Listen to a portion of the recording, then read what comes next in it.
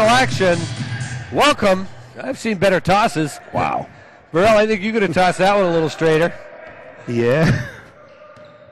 Royal control the tap. Millrats out in the man-to-man. John T. Bobby Miller to the free throw line. Kicks it right. Shot is up and no good by Q Randall as it hits the shot clock, I believe, up above the backboard. So the Millrats with a chance to get on the board first. Into the lane, P.J. Young on the right side. Spins, goes up, gets hammered. And P.J. Young will go to the line. And Burrell right off the bat, Millrats attacking the rim. Size difference. Millrats are huge compared to Montreal. If they can go down low all day. Yeah, and they're actually, right now, the Millrats are actually bigger on the bench than what they are on the floor right now. So Larry Lesser, coach of the Millrats, can stay big all game long as P.J. Young knocks down the first. Number 34, Topcat, P.J. Young. Very light crowd here for the first ball game, the 5 o'clock game. Second by Young is Long. Mitchell up to Randall. Skip pass over to Tommy Mitchell. Working against Mason. Bobby Miller, top of the key, goes right side to Volsey. His shot off the rim, no good. Fight for the rebound. Saved by Stewart to Anderson. He's out in the run, right to the rim, lays it up and in with the left hand. Anthony Anderson, one of those players that can score from any point of the front court. Open three, spots up for Miller, rims doesn't go. Put back up and in is good by Randall. Q Randall. 3-2 Millrats here early in the ballgame. Anderson working against Volsey, gets into the lane. Stopped by, well, we got Mason. Long three-pointer from the outside goes down. Charles Mason. Tommy Mitchell walks it up for the Royals. 6-2 Millrats early. Tommy Mitchell up the right side of the lane. Shot won't go. Fight for the rebound. Put back by Volsey, no good. Rebound controlled by Young. Open court. We have a foul away from the ball. Going to go against Miller, which is probably a good thing. Miller doesn't like the call, but P.J. Young had just an open lane right to the hoop and was going to score anyway. Al Stewart started the season, has the basketball now for the Millrats, was originally a Corning Bulldog. He goes into the lane, the right side, and lays it in. Millrats just scoring with ease to open up this ball game. Tommy Mitchell, top of the key, working against Young. Lays off for Randall, left side to Miller. Miller, Voltsy, down in the paint. He gets his shot off and gets, looks like it's going to be Mason on the foul. Either Mason or McGinnis.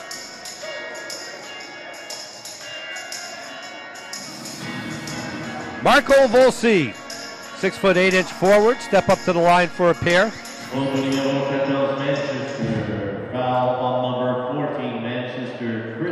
8-2 Millrats, 9:43 remaining here in the first quarter. First shot by Voltsy is long. It's a brick.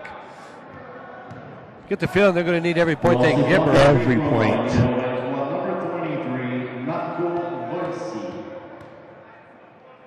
Had you seen Manchester yet? I haven't seen either one of these teams play yet. Misses them both. Royals get the rebound. Randall, he gets fouled on the putback, so it'll be Cornelius Randall. And thank goodness they call him Q. Will step up to the line for a pair.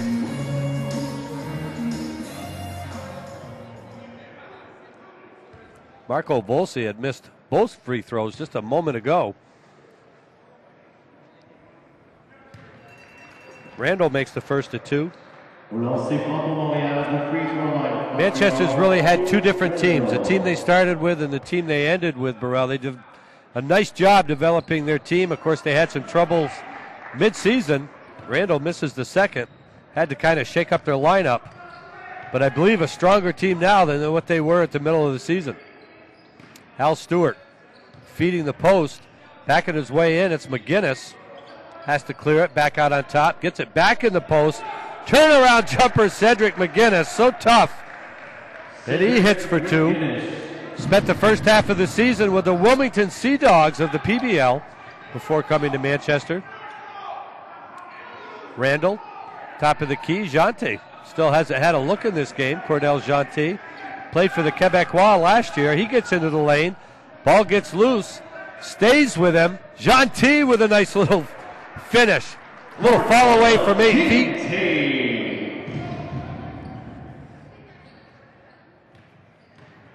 10-5 now, Mill Rats into the lane. Shot's no good by Young. Royals with the rebound. Bobby Miller up court. Lays off for Mitchell.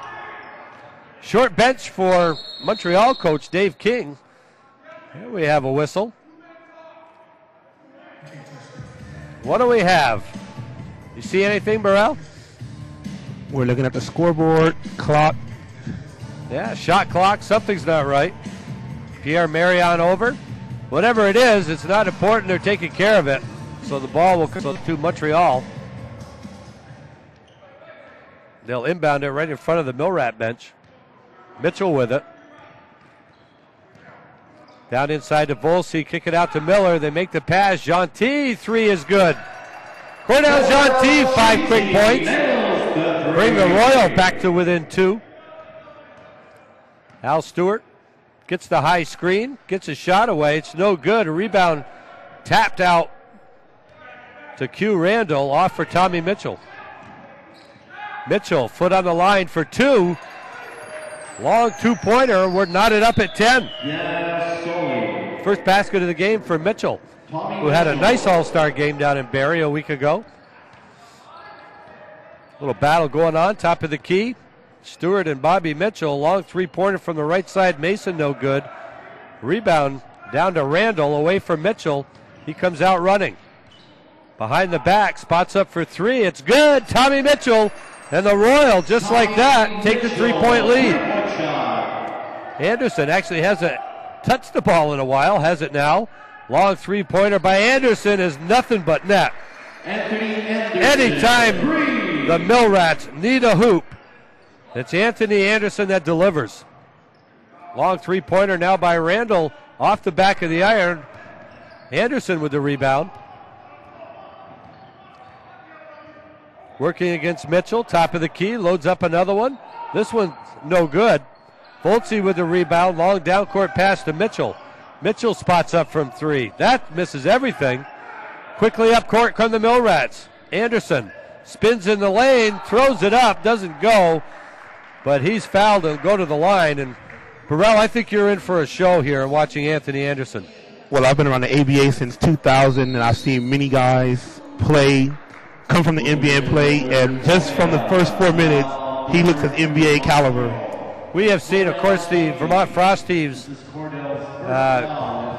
played Manchester 6 times this year, and we've seen other games and some of the shows that he has put on. I mean, even as impressive as like Mario Kinsey was last night from Texas with the big 42-point performance, Anthony Anderson is the whole package. Wow.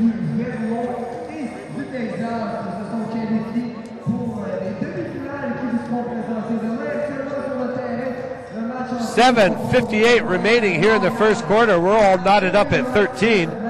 Let's take a look, have a highlight. There's the turnover, the perfect pass. It gets the open look for Cordell Jeanty of Montreal, and he just buries it. Burrell, just a good example of that one extra pass, getting the clear shot. Find the shooter, ball come back. If he doesn't have it, he'll come right back to you. Good ball movement there by the Royal. Manchester off to the quick start in this game. They led it 10-3, and a little 10-3 run of their own. Montreal's knotted it up at 13. Last night in the games you saw right here, the Vermont Frost Thieves go to the quarter semifinals, the defending ABA champs, as they defeated the Rumble 118-93, led by Vermont's 2 All-Stars, Antonio Burks with 25 in the ball game. Isa Kanari with 22, a double-double for Kanari as he had 10 rebounds. Anthony Anderson out of the timeout will be at the line for a pair.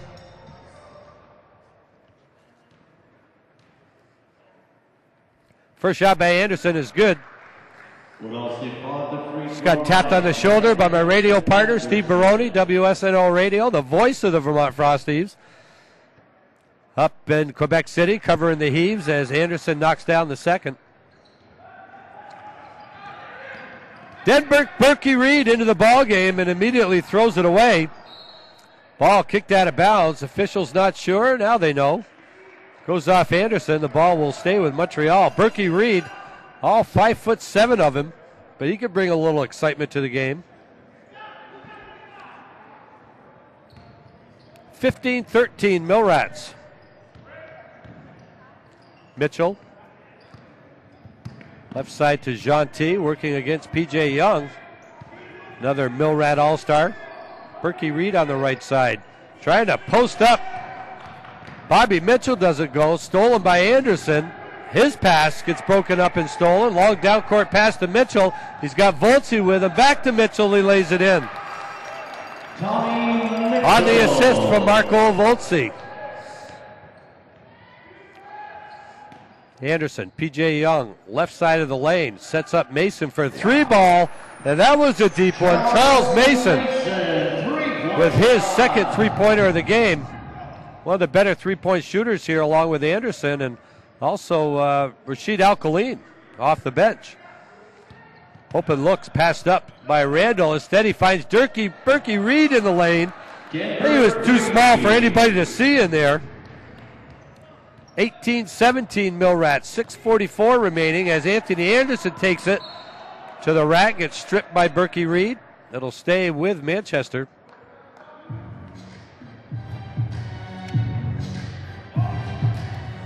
Al Stewart inbounds it. And it comes to big Cedric McGinnis, and he is a load. A couple of bigger guys on the bench, though, for Manchester. When he gets the ball down there, he's tough. Cedric McGinnis into the lane and banks it home. Cedric McGinnis. Burrell, you give a guy like Cedric McGinnis with his talents the ball that close to the basket, he's going to burn you every time. Every time. He reminds me of Cedric Sabalas with his post game. I just haven't seen him shoot the three ball yet. So McGinnis with a chance for the traditional three-point play. Millrats lead it by 3, 6.5 to go here in the first quarter. It's the matchup of the 2 seed and the 7 seed here in the first quarter final tonight. Should be a real interesting ball game later on tonight at 8. Atlanta and San Diego. The Vision against the Wildcats. Free throw by McGinnis is good. You got to love those big guys that can knock down the free throws. Full court pressure here by Manchester. Pass gets knocked out of bounds. 3 seconds by P.J. Young. They don't press a lot, Manchester, but when they do, they surprise you with it. And generally, they're effective. They like to prey on teams where they think the backcourt's not quite up to par. Trying to dribble through a double team. It's a 7-second count violation. Of course, it's a carryover from the first time. They didn't lose possession. The count continued. And Montreal turns it over, and the press proves beneficial here for the Millrats early. Anderson with the rock, working against Voltzi. Double teamed, gets it away to Young. He spots up for 3, and it's good. Foot's on the line, just worth 2. First basket from the field for Young. Mitchell working it up against the press. Throws it over the top. He has Gentil who lays it in. So nice work by Tommy Mitchell. Gentil now with 7 in the ball game. Double A. Anderson, right side to Mason. Spots up and knocks it down. Third three-pointer in the quarter for Charles Mason. Voltzi tries one of his own and answers. Marco Voltzi for 3. 27-22 Millrats. 5.5 to go here in the first quarter. Anderson over to Al Stewart. Into the lane goes P.J. Young. That looked too easy, and he lays it in. P.J. Young. 7-point lead here for Manchester. Tommy Mitchell lays off for Jean T. Passes on the 3. Takes it in the lane. Kicks it out to Reed. His pass nearly stolen by Young. Mitchell has it. Shot clock winding down to 4. Tommy Mitchell to the rim. Lays it in. Tommy Mitchell. 9 points here in the ball game for Mitchell. Mason finds Young down low. He banks it home for 2. P.J. Young. Teams trading baskets here. 31-24 Manchester. Into the ball game now is Catterson for Montreal. Missing the big guys, though. Montreal not on the bench tonight. Berkey Reed all the way to the rim, goes over, but right there is Catterson to clean up the garbage. 31-24, 31-26. Anderson in the lane, kicks it out for Mason. Three-pointer is long, and we have a whistle and a foul on the rebound. It's going to go against Stewart. He pushes off on Berkey Reed, and at 5'7", you got to wonder why anyone has to push Berkey Reed out of the way. So the foul goes against Al Stewart. Hugh Randall back into the ball game here for the Royal. Number 14, Manchester, Al Stewart. And Eric Downey into the ball game now for Manchester. Berkey Reed over center court. Lays it off for Voltze. Randall at the free throw line looking for Jean-T Lowe. Couldn't handle the pass, goes out of bounds. 4 minutes remaining here in the first, 31-26. Millrats.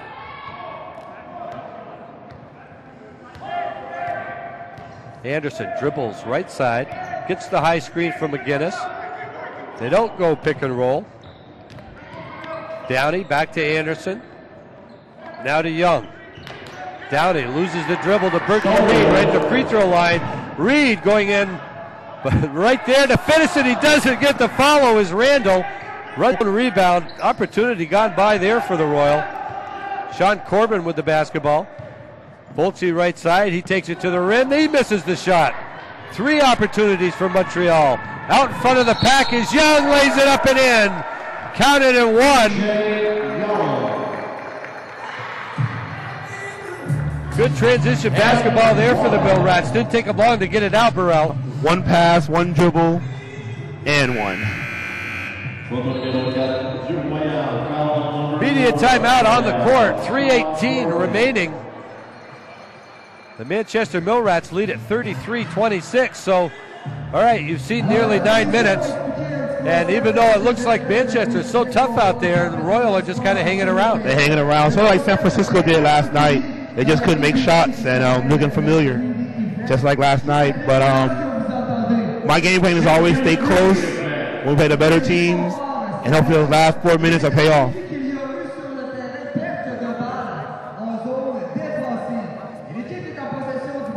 We have, of course, Montreal just the last time down, missed an easy opportunity. Let's talk about that transition game. Rebound off the boards, it's McGinnis. Knew right where his man was going to be. It's P.J. Young streaking down the left side of the court. Corbin was with him, but just a half a step behind the hoop and the harm. And as you said, 1 pass, couple of dribbles, and they're to the rim in a hurry. P.J. Young liking it. Which, as we said, Montreal, you just know up against the number 2 seeded and number 2 ranked team in the ABA that not only do they have to play their best game tonight, they've got to hit all the free throws, they've got to hit the open shots, take advantage of whatever opportunities they have, but more likely they're going to need a little help from the Millrats, and I don't know if the Millrats are going to give that up. They blew opportunity 2-on-none, blew that, 2-on-1, blew that, and led to a 4-point swing. You're right, good point. 4-point swing right there. So P.J. Young will step up to the line, and what a solid ball player he's been for Manchester all year. A lot of other players get more ink than P.J. Young. He's played in every ball game this year for the Millrats. Was one of their representatives to the All-Star game in Barrie.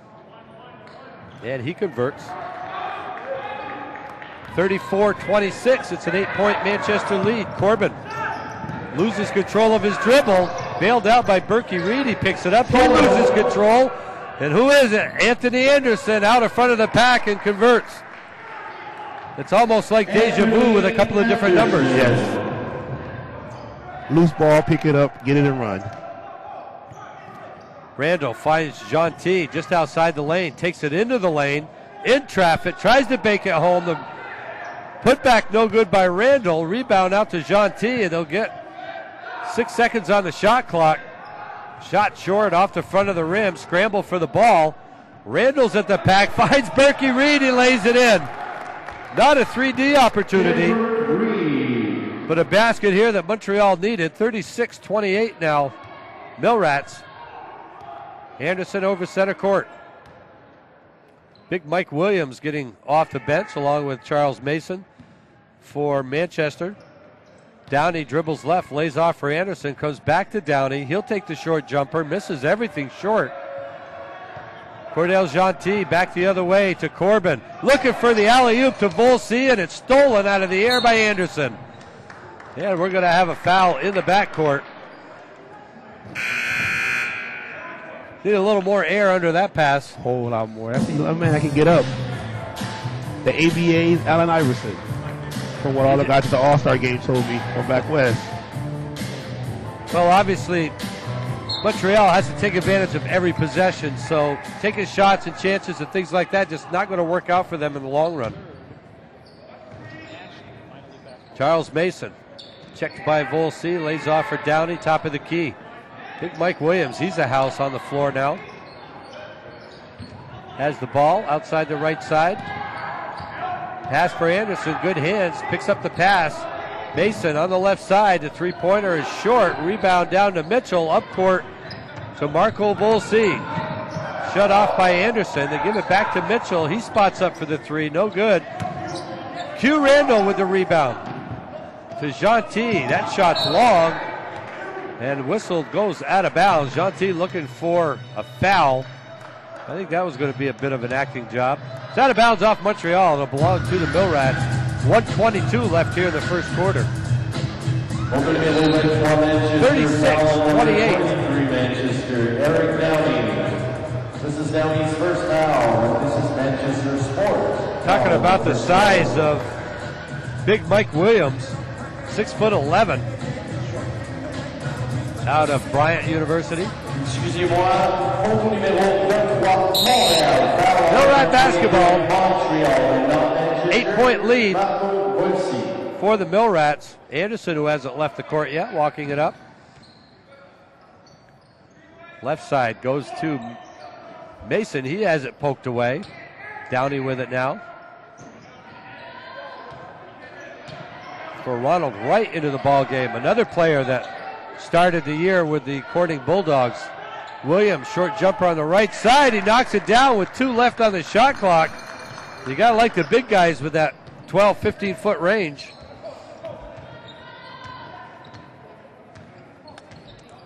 Tommy Mitchell out on top, finds Bobby Miller. Millie gets a little push by Mike Williams. Well, when he pushes you, just got to be little. That little push he just had to set me up into the crowd.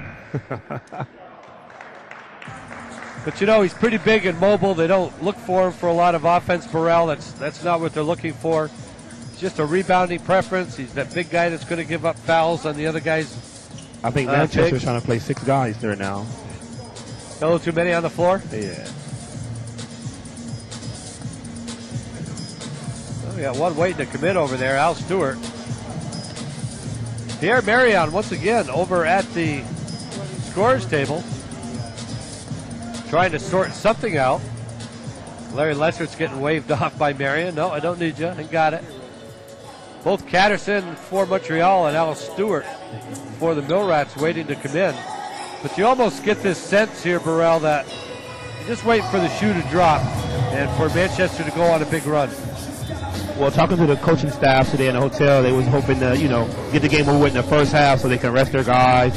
Because starting today, the 4 teams that play today, you got to win three in a row to get to the title game, to win the title. Unlike the teams from yesterday, they get a day off, and then it's just 2 in a minute. So they hope 2 in a row. Yeah, they hope 2 in a row. Well, one of them will get 2 in a row. But to play 3 in a row is crucial. We've done it before. We traveled to Halifax, played 2, flew back cross country and played 1.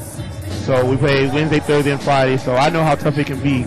And we didn't have a chance to win a title at that time.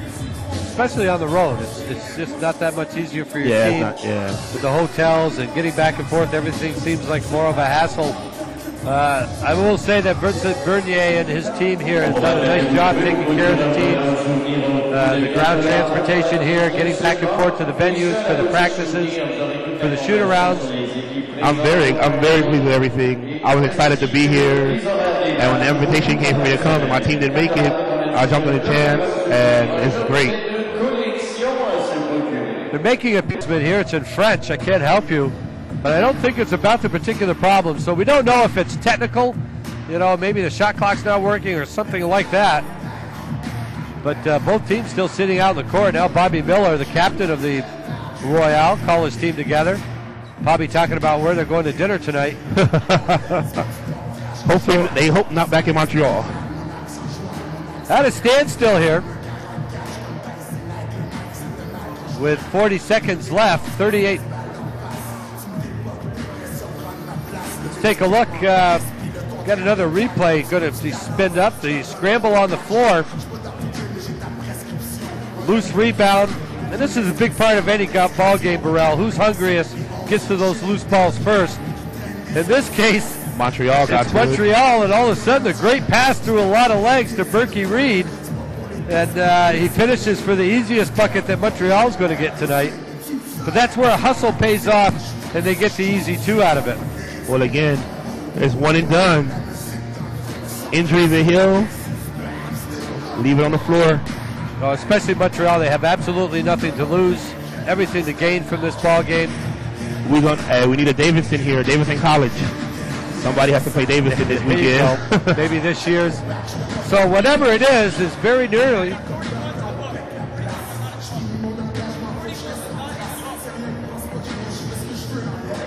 Looks like they had a player into the game that was not into the official book, is what they were hammering around.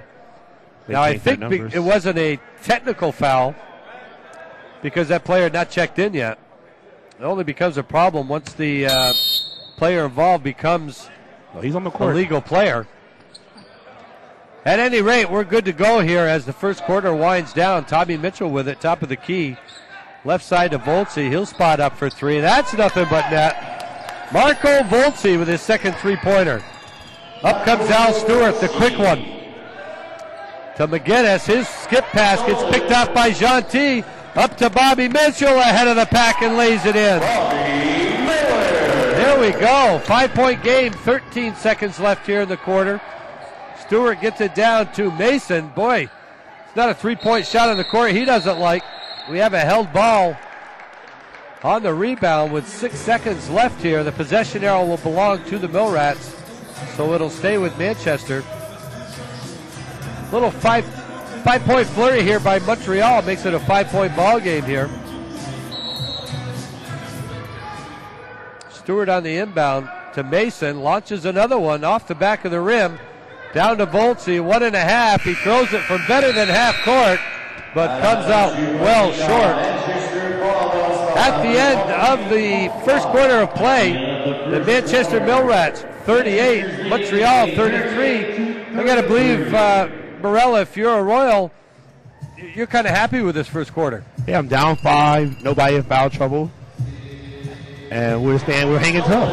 We're hanging tough. And we got to realize we missed a couple of easy buckets and our shots weren't falling early, but we got to capitalize. Little short bench, too.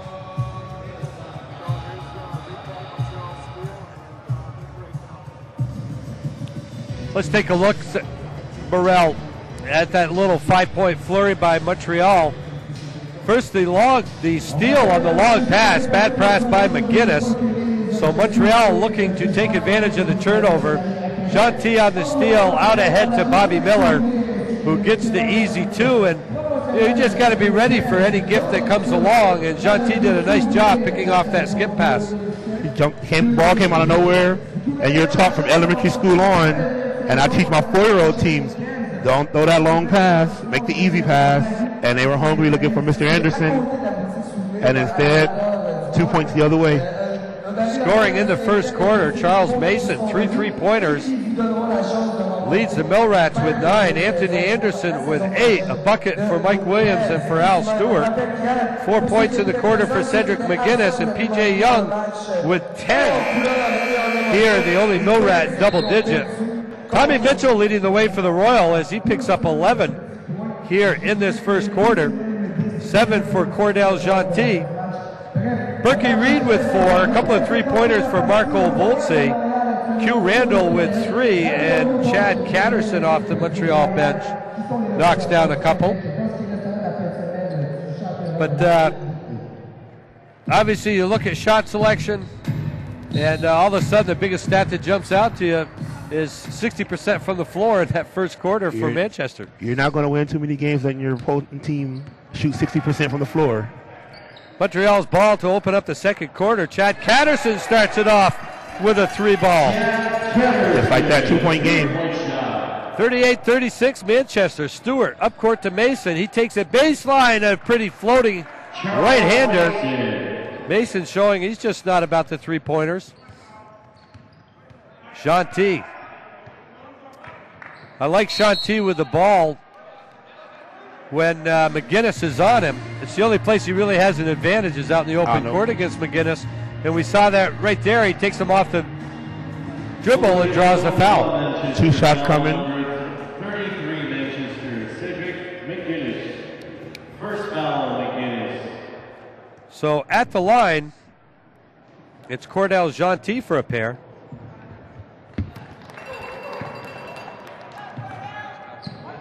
We'll see 4 point at the free throw line, Montreal, Cordell Gentil.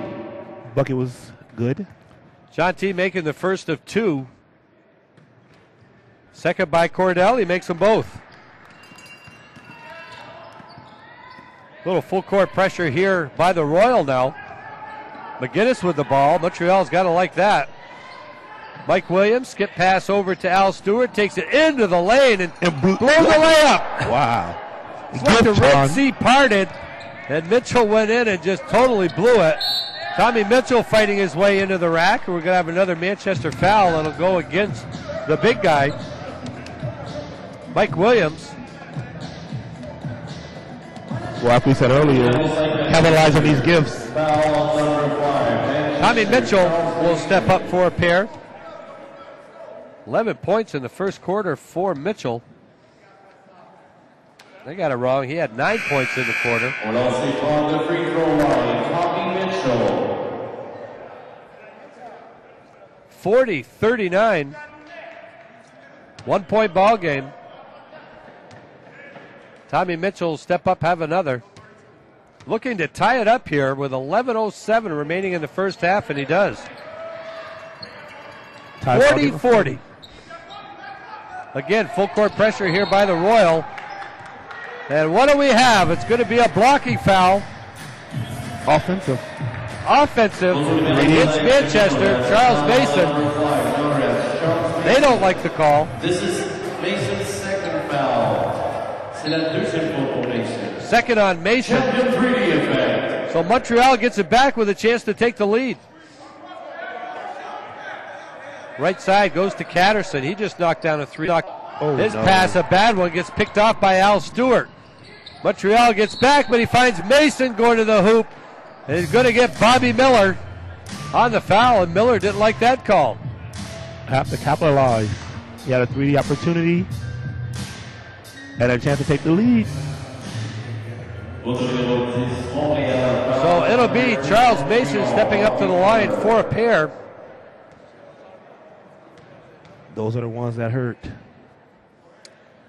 One thing that's kept Montreal in this ball game, Morel, is they out-rebounded Manchester 18-9 in that first quarter, doubling up the Millrats. Charles Mason knocks them both down. 42-40 Millrats.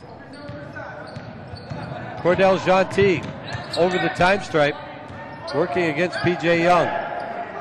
Pass goes to the right side. It's Catterson going to the rack. It's blocked by Mason. Catterson, nice job tipping out to Bull C. Tommy Mitchell on the left side. He'll spot up for three and hit it. Tommy Mitchell. 13 in the ball game now for Mitchell. Al Stewart works it up against the Royal press. Into the press, to the rack. And it's going to go against him. Al Stewart picks up the charging foul. I didn't see who took the charge, but they stood their ground at any rate. I think it was number 3. Tommy Mitchell. But you know, one of the reasons why he committed that charge is I could tell as soon as he went over half court that he was taking it all the way to the rim. Head down, not looking up. And so did the defense. And they were there waiting for him. Tommy Mitchell taking the charge. 43-42 Royal. And a bit of ice here in the first half at the Pavilion de la Jeunesse. Jeanty, shaking, bacon. Can't get into the lane, lays off for Mitchell. Mitchell now, the nice entry pass to Jeanty. The short jumper is short. Rebound to Anthony Anderson. Anthony Anderson carries the ball. Marion on the call. So, you know, we were talking about Montreal may need a little bit of help from Manchester, and right about now, Manchester's giving it to them. It's snowing outside. It seems like Christmas. Jeanty works it up against P.J. Young. Have to wonder why. Down into the corner to Mitchell. Mitchell's a guy that could turn it on and light it up at any time. Catterson's shot comes up short. Rebound is Jeanty. And he gets the shooter roll and knock it. Once again, points off rebounds here for the Royal. Al Stewart. Skip pass over to Mason. The three-pointer won't go. He was hot early, but he's missed a bunch in a row now. Got a whistle on the rebound that'll go against Montreal. Jeanty.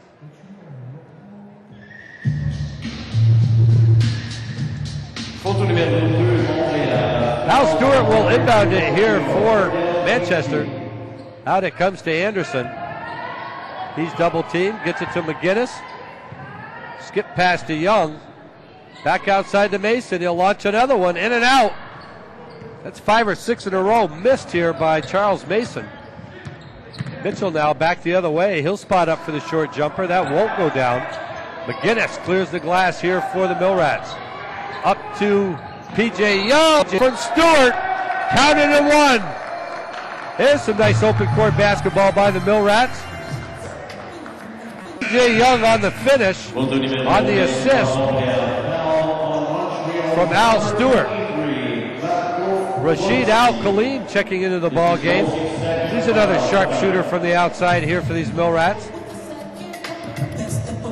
8:52 remaining in the half. The Royal lead it by one.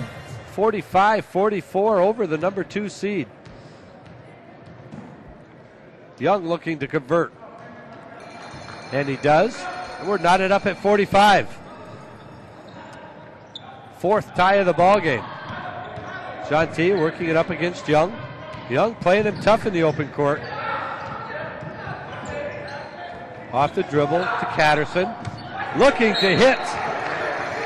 Jeanty on the give and go. Jeanty thought a shot was coming up. And they talk about it on the way up.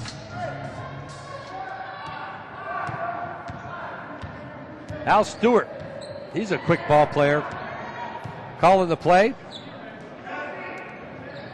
Outside the arc, it goes to McGinnis. Anderson quickly into the lane. The little floater is good. Anthony Anderson. 10 in the ball game now for AA. On the right side, Catterson going baseline again, looking for Jeanty. Pass just a little late. As Cordell only had about a quarter step on the defense. Montreal ball underneath the Manchester hoop. Mitchell out deep to Bull C.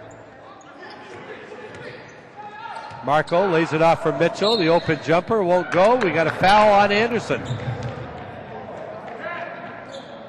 Anthony actually clipping him as Mitchell was coming down, but Since he hadn't landed yet, still in the act of shooting. Still a shooter. I've learned a lot this last summer. I refereed in the NBA Pro-Am league, and I've learned a lot of stuff from the referees and helped me out with my coaching. So I see a whole lot now. Mitchell hits the first of two, and you know, it's a smart thing, Burrell, whether it's the high school level, college level, middle school level. If you're going to coach, you should go and take the IABO test or take the officials test. Learn about the game. Learn more. You'll score, and you'll know how to lay off them guys. You know how to work them better, right? Oh, I know how to work them real well now. Mitchell hits them both. Full court pressure once again by the Royal. We're knotted up once again, 47. Into the lane, the little floater, no good, but the putback is good by McGinnis. Al Khalim missed the initial shot, but McGinnis right there to pick him up. Tommy Mitchell into the lane, the nice pass into Jean-T. The shot won't go, but he'll head to the line. That was a nice pass in traffic by Mitchell to find Cordell Jean-T. There's one thing that hurts Montreal, Cedric Burrell. They don't have a bench.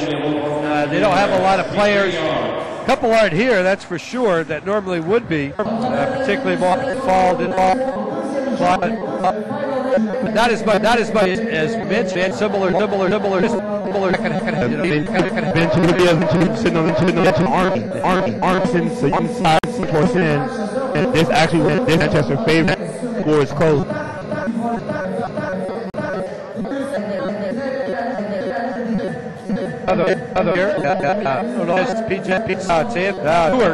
Stewart is called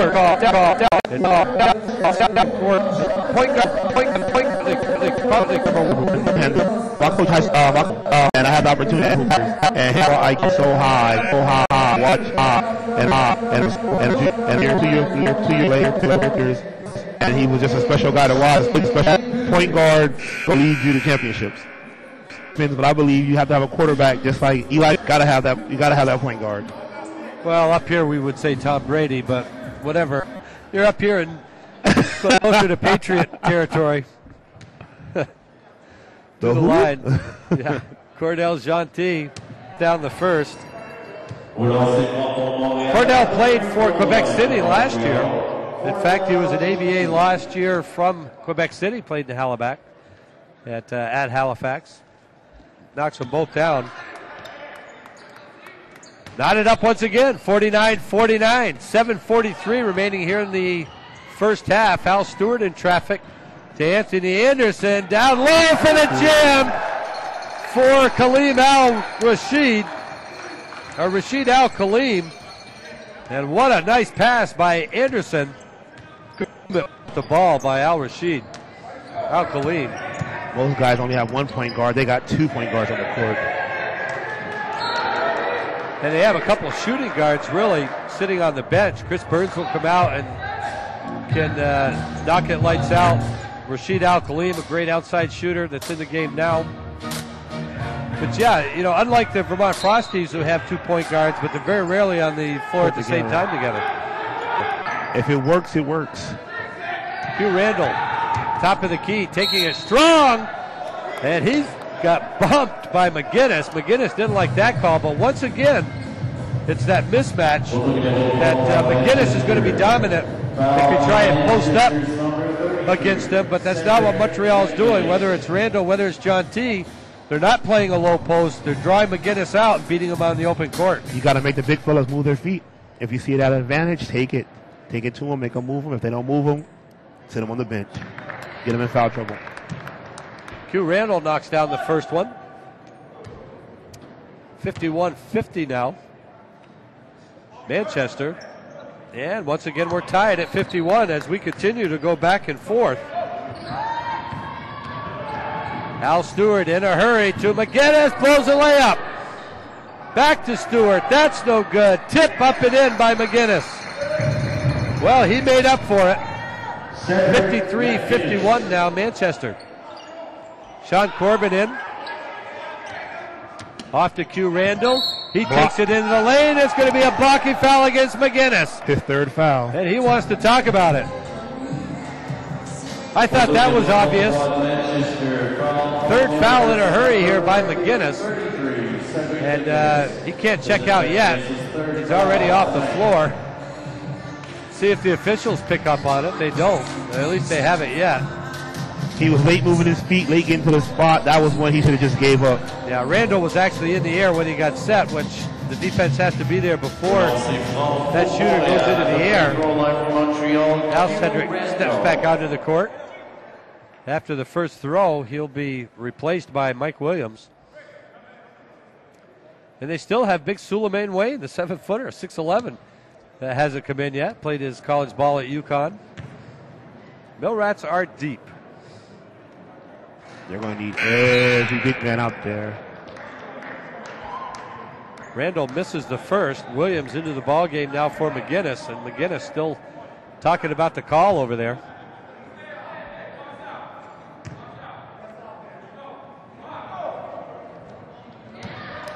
Q Randall knocks down the second, 53-52. Millrats by a point. Up court to the little guy, Stewart, right side. Al Kaleem. Now to P.J. Young, spins, baseline, off glass, no good, but he's fouled by Mitchell.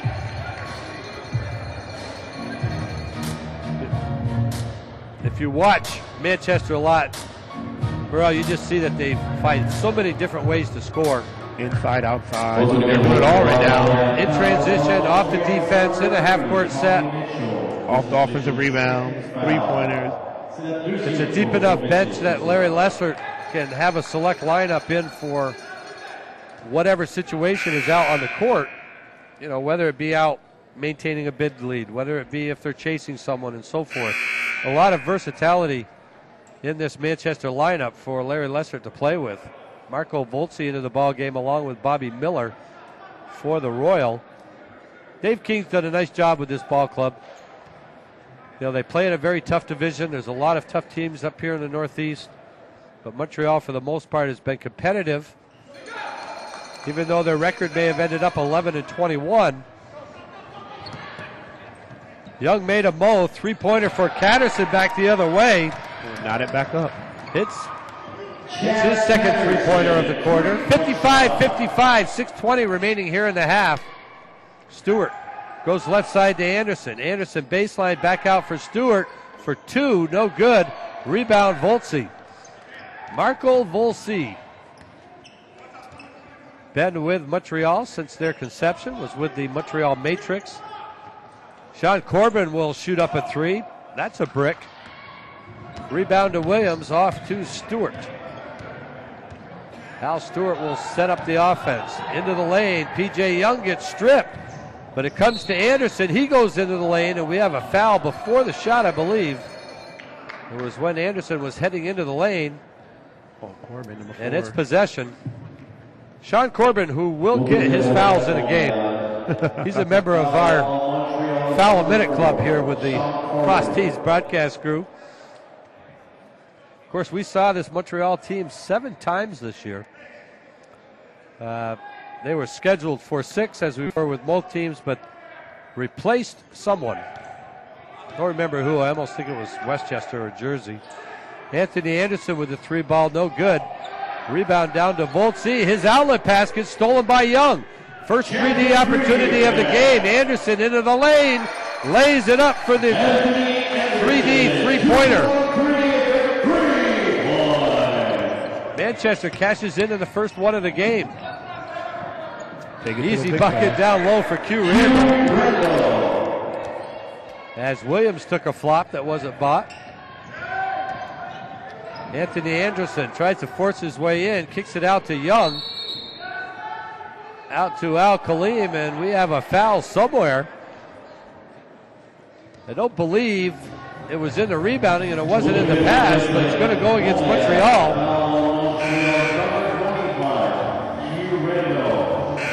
Cordell Gentil checking into the ballgame along with Berkey Reed. Dave King was up, didn't like whatever the call was. I didn't see it. Did you, Burrell, the foul? No, I didn't see it. They called it on the pass. So Manchester will inbound it here. 5 minutes remaining in the half. Millrats by 1. Anthony Anderson will tee one up. That comes up short. Catterson with the weak side rebound. Lays off for Bobby Miller. Hasn't gotten a lot of looks, and he can knock him down. Catterson, he's been hot. This one comes up short with the rebound to Volsey. Berkey Reed into Gentil, fights his way in, and Young fouls him. One thing this Montreal team is doing, they're not backing down, they're not scared, and they're taking it right to the paint. No, which is the only way they can play this game with nothing to lose. You know, it is the 7th seed playing the 2 seed. In reality, it's the 12th seed in the ABA playing the 2nd seed in the ABA. Yes. Well, virtue of the play-in, a la San Francisco. But again, we go back and look at it's tournament time. It's one and done. San Francisco, who played last night, lost to Orange County in California and Long Beach in California. Virtually the whole season by a record of, I think, 0-8. And by losing each game by virtue of blowouts, and turned around and beat both of them hands down in our mini play-in tournament to get here and represent one of the teams from the West. Now, did they make changes in their lineups from roster, the first part of the year? Their roster's been the same since day one. They haven't changed their roster not one bit. Same coach, same players. And they just peaked at the right time. I was calling them the Lakers of the ABA. They just start peaking, and nobody knew it. Cornell Gentil ties it up here for Montreal. 4:41 remaining in the half. 58-58. Manchester ball. The inbound comes out deep to Young. Lays off for Anderson. Skip pass left side for Al Khalil. The three-pointer goes in and out, and a rebound to the Royal. Cross-court pass to Volsey. Now to Gentil, left side. Miller spots up for 3, and it's good. Bobby Miller. So a 3-point lead now for the Royal, and they continue with their full-court pressure. 2-2-1 zone press. Tried to beat it off the dribble was Young. He was fortunate. Anderson, left side of the lane, throws up the jumper, counted and one. Oh, my. It looked like Anderson actually had his shot blocked by Volsey. Somehow managed to get that finish. I'm kind of jealous you guys get to watch him 6 or 7 times on the Northeast. One of those unstoppable players, really. And, you know, but for the most part, generally doesn't force a lot, let the game comes to him. But one of those players that can step up at any time if his team needs it to put a team on his back. He reminds me of Robin Sick-Witted Kennedy from Orange County Gladiators, except for he plays defense. We had a great time watching Sick-Witted at the All-Star weekend. Shot by Montreal, no good. A foul and a rebound that'll go against the Royal. No, you can tell he's got to be a lot of fun to watch. Yeah, Robin Kennedy. Oh yeah, he had a good time. Played with me 2 years ago on my second year coaching. Went to Miami, and him and Tim Hardaway. Tim Hardaway's first year, we opened up their home. They had a battle for 8 straight possessions, going 3 for 3, move for move, until Tim Hardaway finally missed one, and Sick came down and ended it with a 3. But it was a great show to watch. He's a great friend of mine, great friend of Shaq. And that's when Shaq took us out to dinner and everything while we was out in Miami. But just knowing him, he's a great guy, but a great basketball player.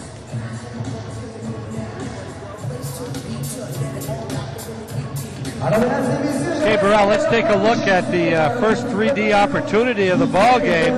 It came to Manchester as Montreal is going to turn it over. There's Volsey getting the rebound, the steal by Manchester. And the 3D lights on for the first time here in this ball game. They got it all, and into the lane comes Anthony Anderson. He knows the 3D lights are on and just banks it home off glass. You coach the team, do your players automatically, do the eyes just light up when the 3D rule comes on? Well, they know that our light is, when the 3 light comes on, it's like a green light for the 3-pointer. And our guys love to shoot the 3 ball. But in the last few games, we had a couple of 3 opportunities a couple of times to win a game. And we had a wide open layup. As soon as we got the steal, I yelled, timeout, timeout. And, oh, coach. But we know we're driving to the lane. We're going to get an offensive foul. We're going to lose the game. So I'd rather be safe than sorry. But all the guys, they know that's a chance to get that extra point. And that's what makes this game in the ABA so better. It speeds it up and makes teams want to play defense. Except for I heard you guys, when you guys broadcast in the ABA All-Star game, that the West plays no defense. But you know, it's an axiom out here in the East, and obviously we watch stats and stuff out of the West, and this is all jokingly and so forth. But they always say, well, all the scoring is outdone in the West, but all the championships are won in the East. I won a championship my last year, 4 years ago with the Long Beach Jam. So that was on the West Coast. That's true. And Kansas City, I think, is in the Midwest. So P.J. Young at the line for two, makes the first of two to give the Millrats back their 1-point lead. It's an interesting situation because, and probably more this year than most others, that a couple teams out in the West played teams in the East. It's just, well, you yourselves a perfect example, traveling out to Halifax. But normally you just don't see those teams at all. Well, we try to make it a point to, I want to get out and let my guys see what else is out there, other players. And it kind of got boring just playing the same teams. And with us, unlike the Northeast, some of the teams were stable, but they were apart. Ours were a 10-minute drive up a freeway to play and go home.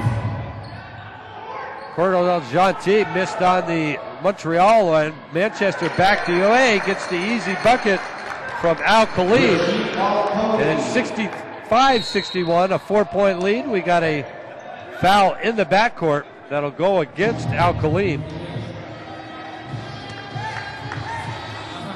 The Royal now in the bonus, so it'll be Tommy Mitchell stepping up for Montreal. 3:18 remaining in the half. We got a 4-point ball game that's gone back and forth throughout the half. Manchester off to a good start early in the ball game. The comeback by the Royal. They spent much of the last 8 minutes or so swapping 1- and 2-point leads. First shot by Mitchell is good.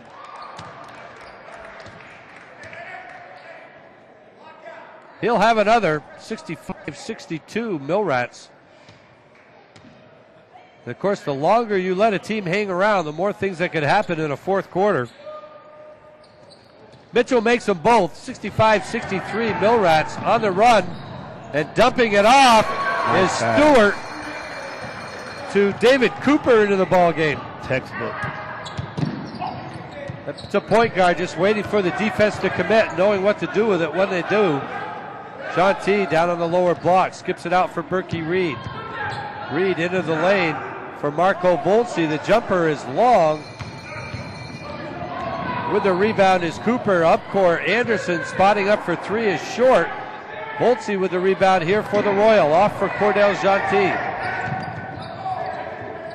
Berkey Reed deep in the corner. They come back on top and swing it back to Reed, top of the key. Bad pass to Mitchell, took his shot away.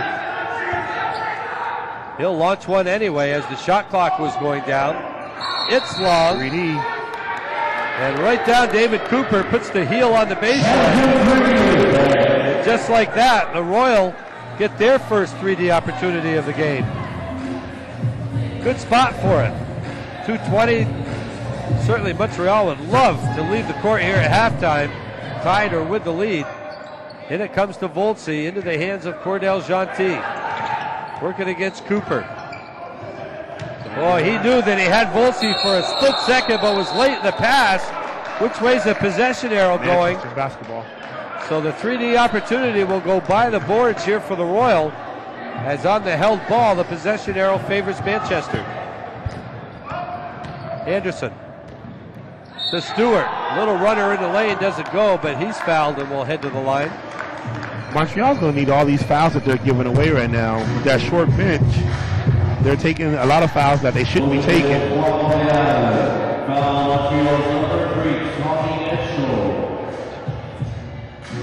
Mitchell on the Royal foul. Al Stewart to the line. Frosties played Corning very early in the season before they folded out in Corning. And Al Stewart just gave them all kinds of fits. So we weren't real thrilled when a month later he ends up with the Manchester Millrats. I met some of these great Frost Heath fans in the bar last night and told them that I'm going to talk to Alex, Mr. Wolf, about coming out there next year with my Maywood Buzz team. Only thing I'm scared of is our uniforms match the Millrats. We're going to get booed.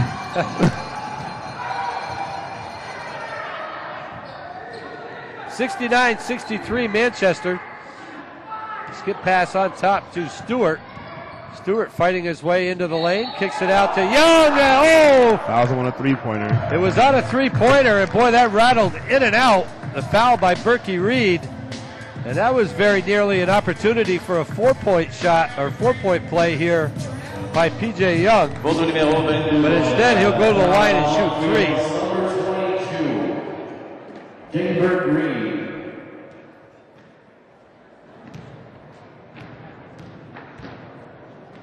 First shot by Young is good.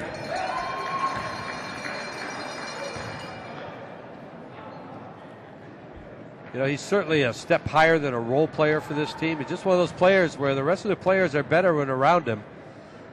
A real nice element to this Manchester team, P.J. Young. 71-63 is, you know, there was a 3D opportunity for Montreal to close it to within a couple of points, and all of a sudden it stretched out in a hurry to 8 points. Could have stayed there as Young misses the last one.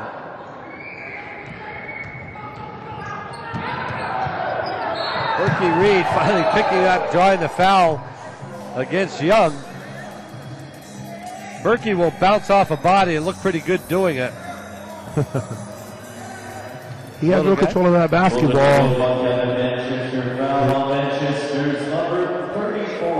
P.J. Young picking up the foul in the backcourt. Atlanta Vision. The Atlanta Vision in the house. What scares me about that next game is who do I root for? I'm a West Coast guy out here with San Diego. Real good friends with Anthony Lacey, the owner of San Diego Wildcats. But then again, been real good friends with the Townsends for the last 3 years of the Atlanta Vision. Quentin's quite the character, isn't he? Him and his wife. Reed misses the first of two. I'm sure Quentin's up here somewhere. He's walking in right behind his team. There he is. So Berkey Reed makes one of two, 71-64 here, Royal. Anthony Anderson. And a nice attack of the hoop, Rashid Al-Khalim on the assist from Anderson. Well, Joe, I think I better go get my basketball shoes. They might need some more players down there. And from Montreal, the way they keep fouling. You know, they went for a stretch where they didn't attack the hoop a lot. Talking about Manchester, Charles Bates on the floor, a lot of three-pointers. They got into that jag for 4 or 5 minutes. And all of a sudden they're out of that. They're back to attacking the rim. 30 seconds.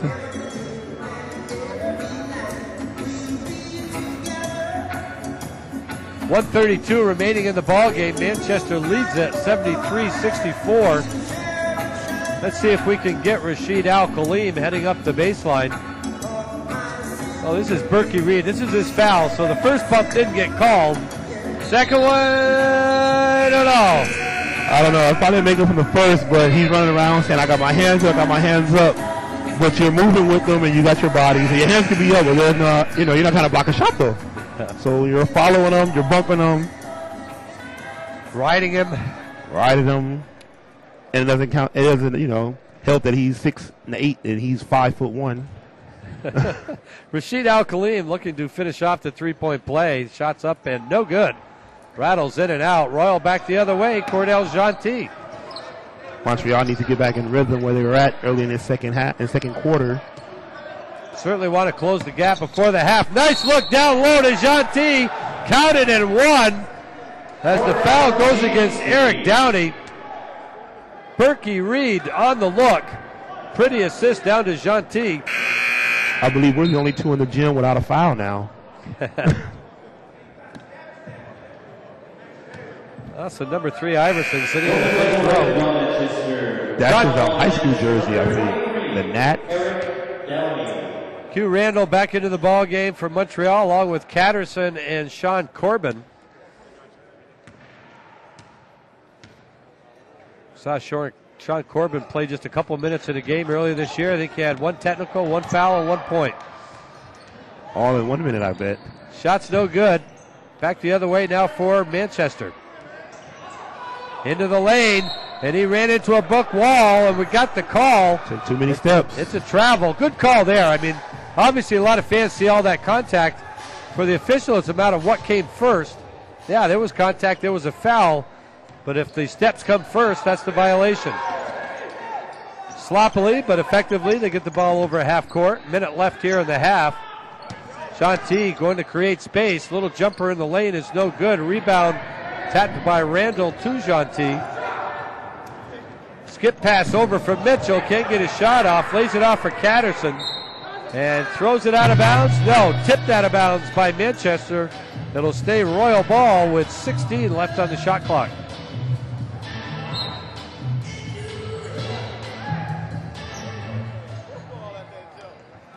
Inbound it comes to Tommy Mitchell. He'll take the jumper. The Rattles won't go for him. Rebound down to David Cooper.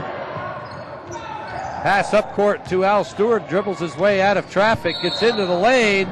And we're going to have a whistle and another. Montreal players are seeming tiring right now. They're lagging on the defensive end.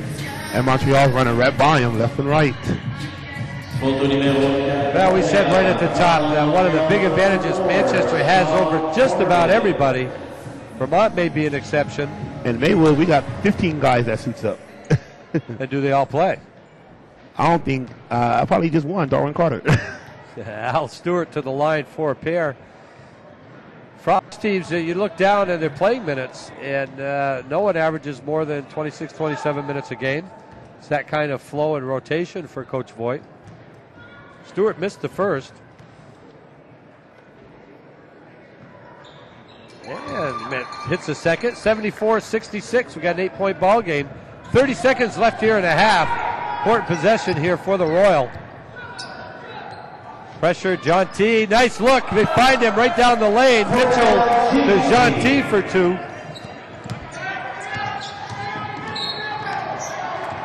Foul in the open court by Jeanty. There's your payback call. For the one on DJ Young.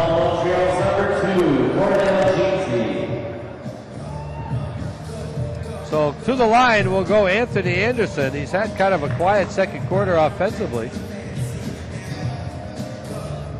Haven't heard from him since he hit that three early in the first quarter. And he had that, what was it, the 3D layup? He did? That was it early in this second quarter. Yes. And missed his free throw. 16 points in the ball game so far for Anderson. Quiet 16. It's a quiet 16 all of a sudden. Even that All-Star game last weekend that you saw where he had 32? 33. 33. And pretty quiet. Well, missed them both.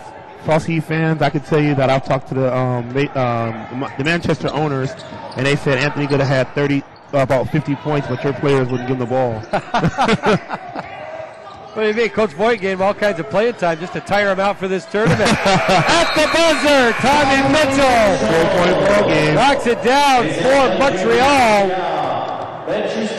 How about that?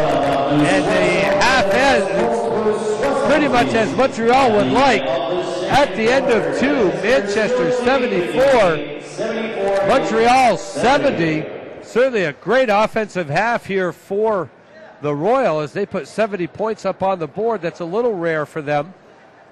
Certainly Manchester right on track. So, you know, even though a lot of people may have thought differently, certainly the Montreal Royal came here to play, and as of right now, they're giving Manchester everything they could want, maybe a little bit more. Well, I think I look at it like this.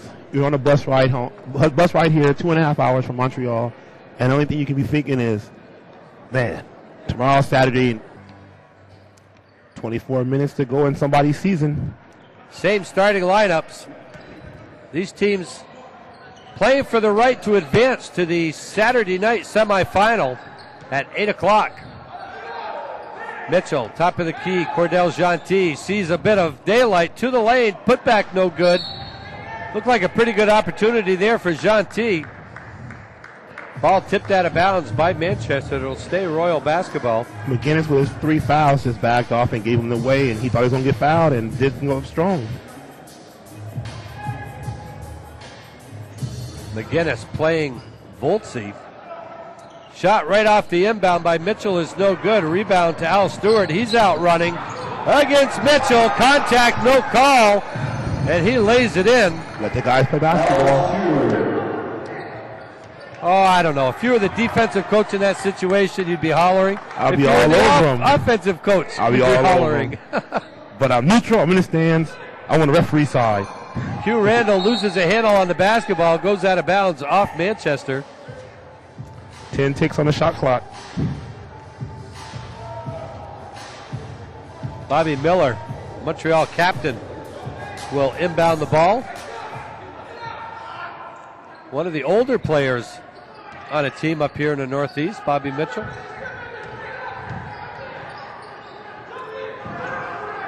Q Randall, 1 tick on the shot clock. He doesn't beat it. Shot doesn't go.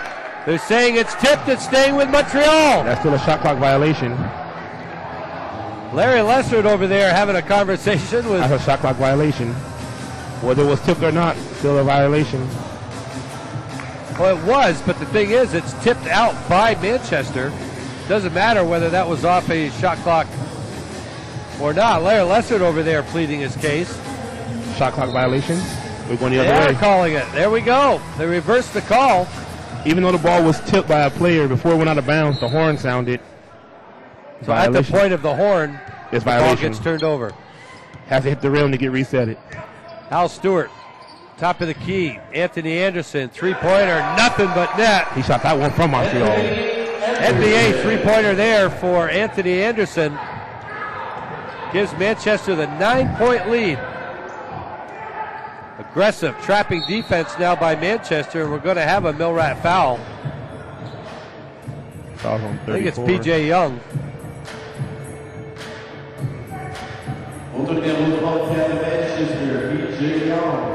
So possession underneath the hoop here for the Royal. As you could tell, Manchester now all of a sudden out in their trapping set on D. And it comes to Cordell Jonty. Voltsy, they swing it around. To the right side, Tommy Mitchell tries to get in the lane. Ball poked away by Anderson. Gets it back. Shot doesn't go. Rebound by Young. And Q Randall down on the floor. A whistle and a foul. That's about the foul for Randall. Q Randall down underneath the Montreal hoop. And is still down on all fours. He hasn't moved. I don't even know if the officials are aware of it. Now they are. Holding his face, holding, He got elbowed on the rebound. yeah, bridge of the nose, eye, something like that. Trainer going out to assist him. We almost had a chance to play Manchester this year on their way to being the first time when they were stuck in L.A. with the flights that got messed up. They I heard that. And it was like, you know, can you get your gym? And I was like, I'll call some guys that we can play. It would have been fun for us. Just with me and the owner, Ian McCall, are friends. We've been friends about 3 years now when he was with Boston. I saw you And we sharing stayed in adult contact. beverages several times over this grade 8 weekend and He had All-Star an weekend. adult beverage. I had Kool-Aid. I'm one of those non-drinkers. But yeah, he's a great friend. Every time we can get together, we're always on the phone, email each other, trying to find out. The only thing I couldn't do was give him information on the San Diego team because, you know, one of my West Coast teams, I couldn't help him out on that. Q Randall gets up under his own power. He's over at the Montreal bench being attended to, but it doesn't look like anything that's going to keep him out, I don't believe, the rest of the game. We'll see. Hopefully he's still seeing straight. Manchester basketball, they've scored the first 5 points of this half to open up a 9-point lead. Anderson into the lane, scoops it up and under and in. And Manchester got ready to go away with it. 5 out of the 7 points scored by Anderson. Anderson just took one in the face. Voltsy on the runner, doesn't go, but gets the foul. And Body the Manchester everywhere. bench up once again. Is that against Cedric? I missed the number. Number 7. Mr. Cooper. David Cooper on the Manchester foul. Marco Voltsy will scoot up to the free throw line. Had a couple of three-pointers early in the ball game. He's been quiet since then. As he bricks the first, 81-70, and just like that, it's a double-digit lead here for Manchester. I think the Millrats waited until the Vision got in the gym and the Wildcats got in the gym so they could put on the show. Montreal scoreless here to begin this quarter. A couple of minutes have gone by. 81-70. Millrats by 11. Young, nice look down low to Cooper, and he lays it in. Cooper from Young. And it's a 13-point Millrat lead. And a 9-0 run to begin this third quarter. Tommy Mitchell working off a high screen by Volsey. Tries to fight his way into the lane, and he gets the charge foul. Player control foul against Mitchell. Al Stewart back the other way for Manchester. P.J. Young can't get his shot off, down in the blocks. Stewart finds McGinnis. Bank shot no good. McGinnis gets his own rebound up and in. Cedric McGinnis with a very Cedric McGinnis type basket. Mitchell backed away, and Dave King is going to want a timeout. So it is a full timeout. 11-0 run here to start the third quarter for Manchester. 9-12 to go here in the third quarter, and just like that, the Millrats are up by 15. Montreal needs to regroup right now. Well, good timeout by Dave King. May even have been 3 or 4 points earlier. Yeah. Might have been better. Let's take a look at the easy basket by Cooper on the nice pass from Al Stewart. Down the court, Millrats come. Just sets up well. And of course, every stop is as important for Montreal as the points they'll score on the other end. Young on the pass. Down to Cooper, down low. Patterson couldn't get to the pass, and it's an easy 2 for Manchester.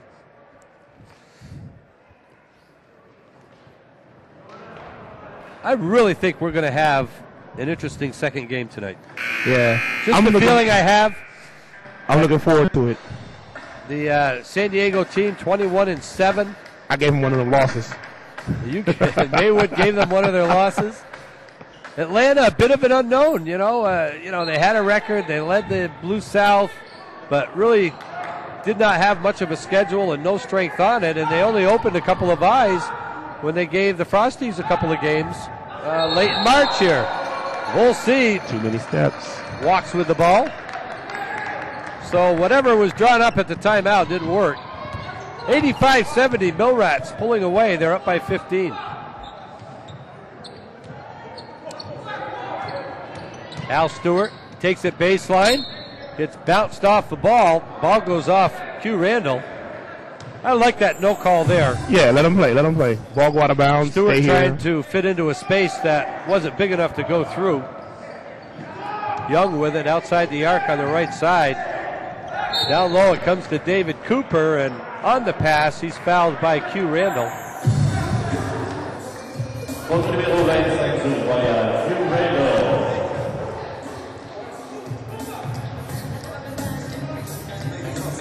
So to be Manchester basketball underneath their own hoop as they look to be the first team to advance to the bottom bracket semifinal, if you will. The winner of this game plays at 8 o'clock on Saturday against the winner of our second game tonight, Atlanta and San Diego. I'm kind of looking forward to the next 3 games. The next one, the first one on Saturday, and the winner of this one and the next one will be nice. Shot from the left baseline, no good by Anderson, but the put back up and in by David Cooper. Cooper is one of these role players for Manchester. Got some athleticism, certainly has some aggressiveness on the glass. And they just don't lose a lot, no matter who they want to give a blow to. Like they keep coming and coming and coming and coming. Where does it end? Al Kaleem into the ball game, replacing Young. As David Cooper will try and cash in the three-point play, and he does. And just like that, a 4-point lead trickled to an 18-point lead, and we haven't even had 4 minutes passed yet. Montreal still scoreless in this third quarter. Skip pass on top, ends up with Gentil. Looking to post up Volsi. Off for Mitchell, open look, bang for three. Tommy Mitchell knocks down the three-pointer, finally gets Montreal on the board here in the third quarter.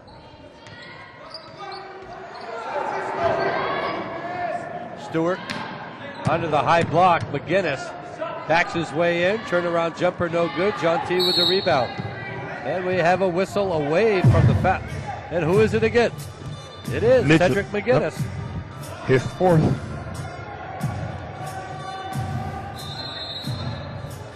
Shot clock needs to be attended to. Clock is still running. As they just reset it. McGinnis out. Media timeout. Anderson out, or is this a media timeout? Media timeout. Media timeout on the floor. 7:55 remaining in the third. As Manchester opening up what was a close ball game at the half. 74-70 at the half. We now stand at 88-73. Alors, mesdames et messieurs, j'espère que vous avez du plaisir avec nous ce soir. C'est le troisième match des quarts de finale, le dernier match. Another replay coming up. Boys in the truck doing a nice job today. See what they have for us. A little jumper from the side that was no good by Anderson. Put back no good. Now here we go. A little fadeaway jumper, Cedric McGinnis, and that just shows how tough he can be. A lot of traffic down there. Whole lot. All 10 guys in the paint. It's only 16 feet wide. Let's skip out for just a moment. Sponsor spot. We'll be back right after this message.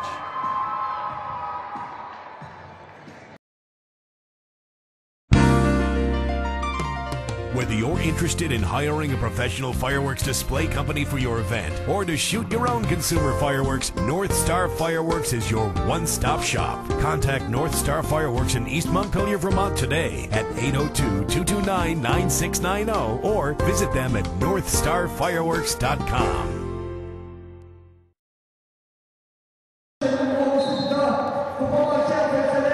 Joe Salerno and Burrell Lee of the Maywood Buzz back with you courtside at Pavilion de la Jeunesse. ABA quarterfinal game against Manchester Millrats, the 2 seed, and the Montreal Royal, the 7 seed.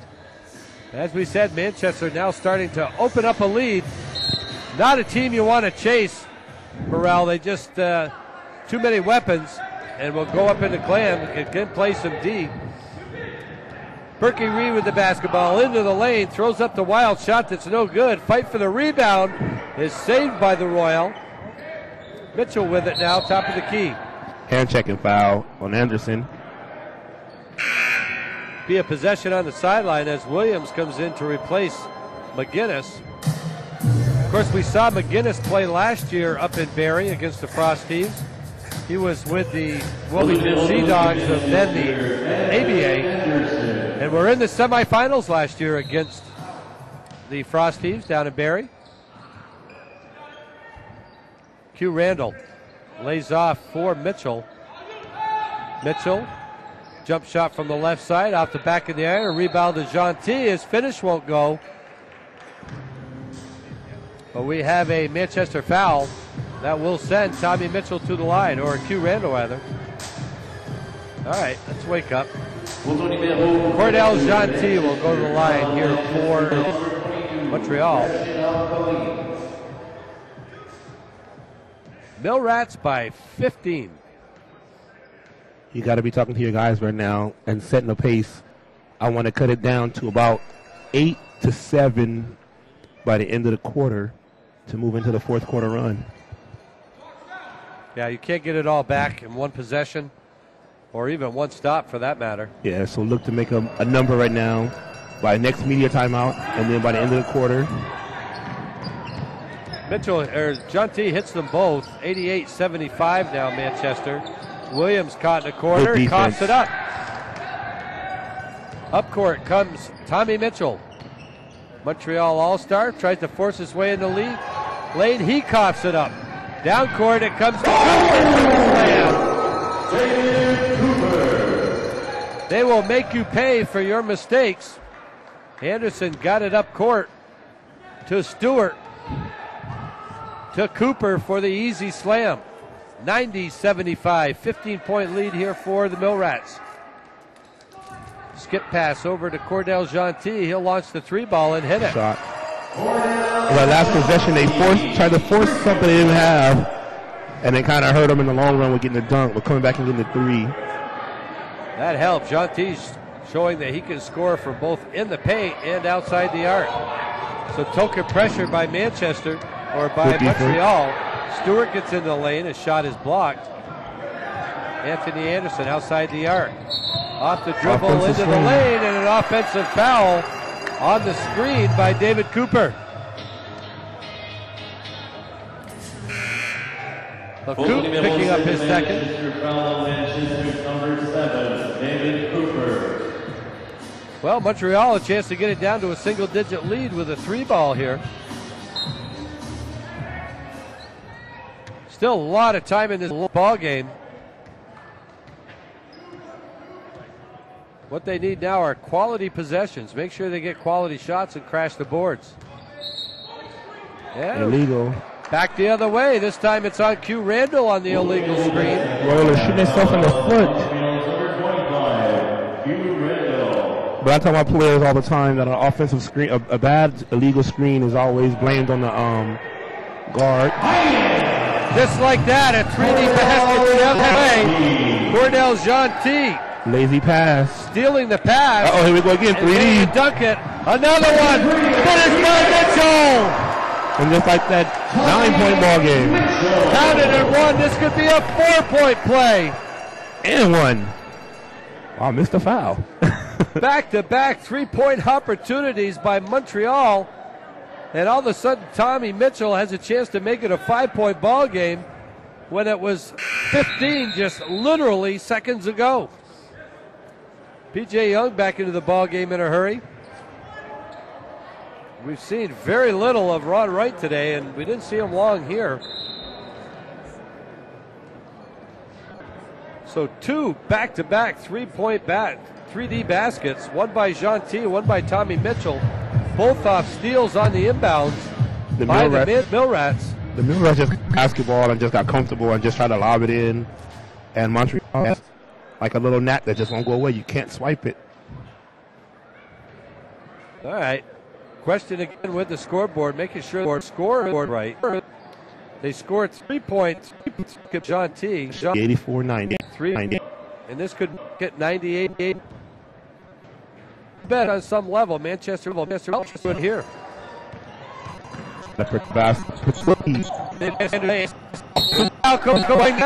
Just one for more. Hugh and with it and point out and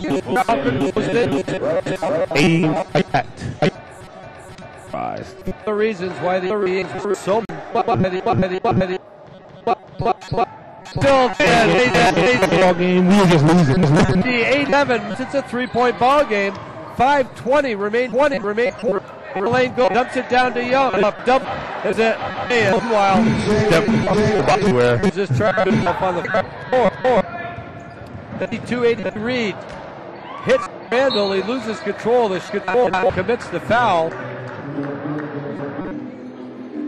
That's the one you need. You have to have that one back. Becky Reed in traffic. Looked like that it hit Randall right in the chest. Yeah, Bobby Mitchell back into the ball game now for Q Randall. Montreal not play big in this play. Not the kind of need out there. Speed and shots and defense. Williams to Al Stewart, logging 2 minutes today along with Anderson. And the layup is good. Anderson just on the bucket. T lays off for Berkey Reed. Leads back up to 7. It was 7-3. Mitchell gets the high screen from Volsey. Can't do anything with it. Will launch the long 3-pointer and hit it. Well, that's why he was a Montreal All-Star. 4-point ball game, 94-40. Just over 4 remaining in the third quarter. Stewart outside the arc, bodied by Mitchell, gets past him, lays it up and in. Nice hoop by Al Stewart. 96-90, Manchester. Saw opening and took it. Berkey Reed resets the offense for Montreal. 5'7" tall. Left side goes to Miller. Down on the blocks. Gentil, 2 on the shot clock. Turnaround jumper. Tough shot by Gentil as he and Tommy Mitchell are just carrying Montreal. Anderson spinning away out of trouble. Between the legs, right side. Down the baseline, Mason, we hadn't seen him in a while, misses the court jumper. Down court to Reed. Give it goal. Volsi rolls it. Doesn't go. Tipped off the rim, which they can do in the ABA. First one you've seen today. PJ Young will spot up from 15. The elbow, no good. Nice the tip tip back. in by Mason. Charles Mason. He was in the right position to do it. 98-92. Crowd upset about that call. Williams just knocking it right off the rim. Mason tries to steal it, can't quite save it. Media timeout. We will have a media timeout. 2:43 remaining here in the third quarter. An exciting game it has been. The Mill Rats, the 2 seed, lead Montreal by a score of 98-92, and boy, it's just at their fingernails that Montreal is holding on. I mean, they got to be happy with themselves. And they were down 18 a couple of minutes ago. To be down 6 right now and making a run, I'll be happy to be down 6 right now if it was 2:43 in the fourth. The way we're playing right now.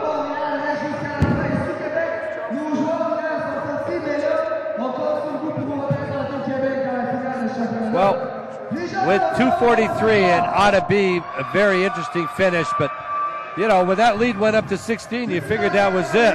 Replays being shown on the webcast. Open court basket, 2 passes, and the big slam dunk by David Cooper. We'll have one going back the other way. This time it's the steal by Gentil. The first 3D basket that Montreal scored. He goes up for the dunk. That's just great anticipation by Cordell Gentil. They got the ball in the big man's hand like they want and have him make the bad pass. 2 back-to-back 3D opportunities for Montreal fueled the comeback when they were down by 16. Got it all the way back to within 3. They're now down by 6.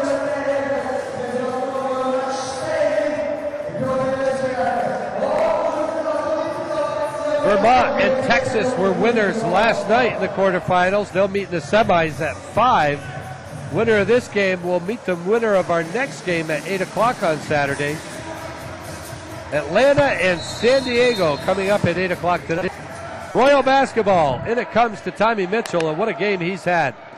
He and Cordell Gentil, who has it now, tries to go baseline, kicks it out to Reed. Reed dishes it back to Gentil, shot away at the buzzer, doesn't go, and it's tipped out of bounds, and it's going to stay Montreal. 2:29 remaining in the quarter. Number 22 kept that alive. Littlest man on the floor tipping it out. Berkey Reed, nice guy. Catterson inbounds it to Gentil, set play, Tommy Mitchell has it. Mitchell off the dribble into the lane, rejected by Mason. Millrats back the other way. Mason was looking for the alley-oop. PJ Young, top of the key. Chris Burns into the ball game now for the first time for Manchester. As PJ Young, of course, they're trying to get it's a quick inbound opportunity for Montreal, and PJ Young hung on to the ball. Getting a word from the official. Catterson was trying to take it out of his hands. So turnover here as the teams trade turnovers. Montreal get it back. So the quick inbound opportunity kind of went away here for Montreal. Berkey Reed off the dribble into the lane, kicks it out to Bobby Miller. Open look for three, Bobby Miller. Nice play. Starts with the point guard once again. Usually good things happen when a point guard gets inside. Now the steal by Brady. Patterson. 3D opportunity. For the lead. Mitchell for four. He hits it. And it goes 18 points down. Just like that, Montreal is back in the lead. Miller to Mason, banks it home from the baseline. Charles Mason. The 3D rule has certainly been a friend of Montreal. 100-99, just over a minute. Reed once again kicks it out, this time to Mitchell. Bang! There you go. Another one. What a show Montreal is putting on. The 7th seed giving Manchester everything they could possibly want. The few fans that came when I'm sitting courtside is enjoying it. Mason off the dribble, takes it to the rack, misses the shot. He got grabbed by Mitchell on the way in. No call. Down to 1 minute. 13 minutes left in somebody's season. Berkey Reed giving Dave King some nice minutes here in this third quarter. Sean T into the lane, stops, pops, doesn't get it. Mason with the big board for Manchester. 30 seconds remaining here in the third. Anderson into the lane, lays it up and in. When they need a big hoop, it's usually Anthony Anderson that delivers. Mitchell back the other way. Anderson's cramping into the up. lane, the scoop shot, left hand, no good. Williams the rebound. Anthony Anderson is hurt. He caught And a he cramp. just limped offside. He caught a cramp. You can tell the way it's stiffed up and everything.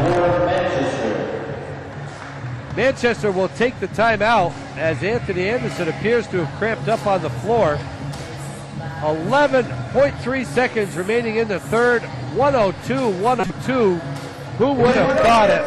The Montreal Royal will just not go away.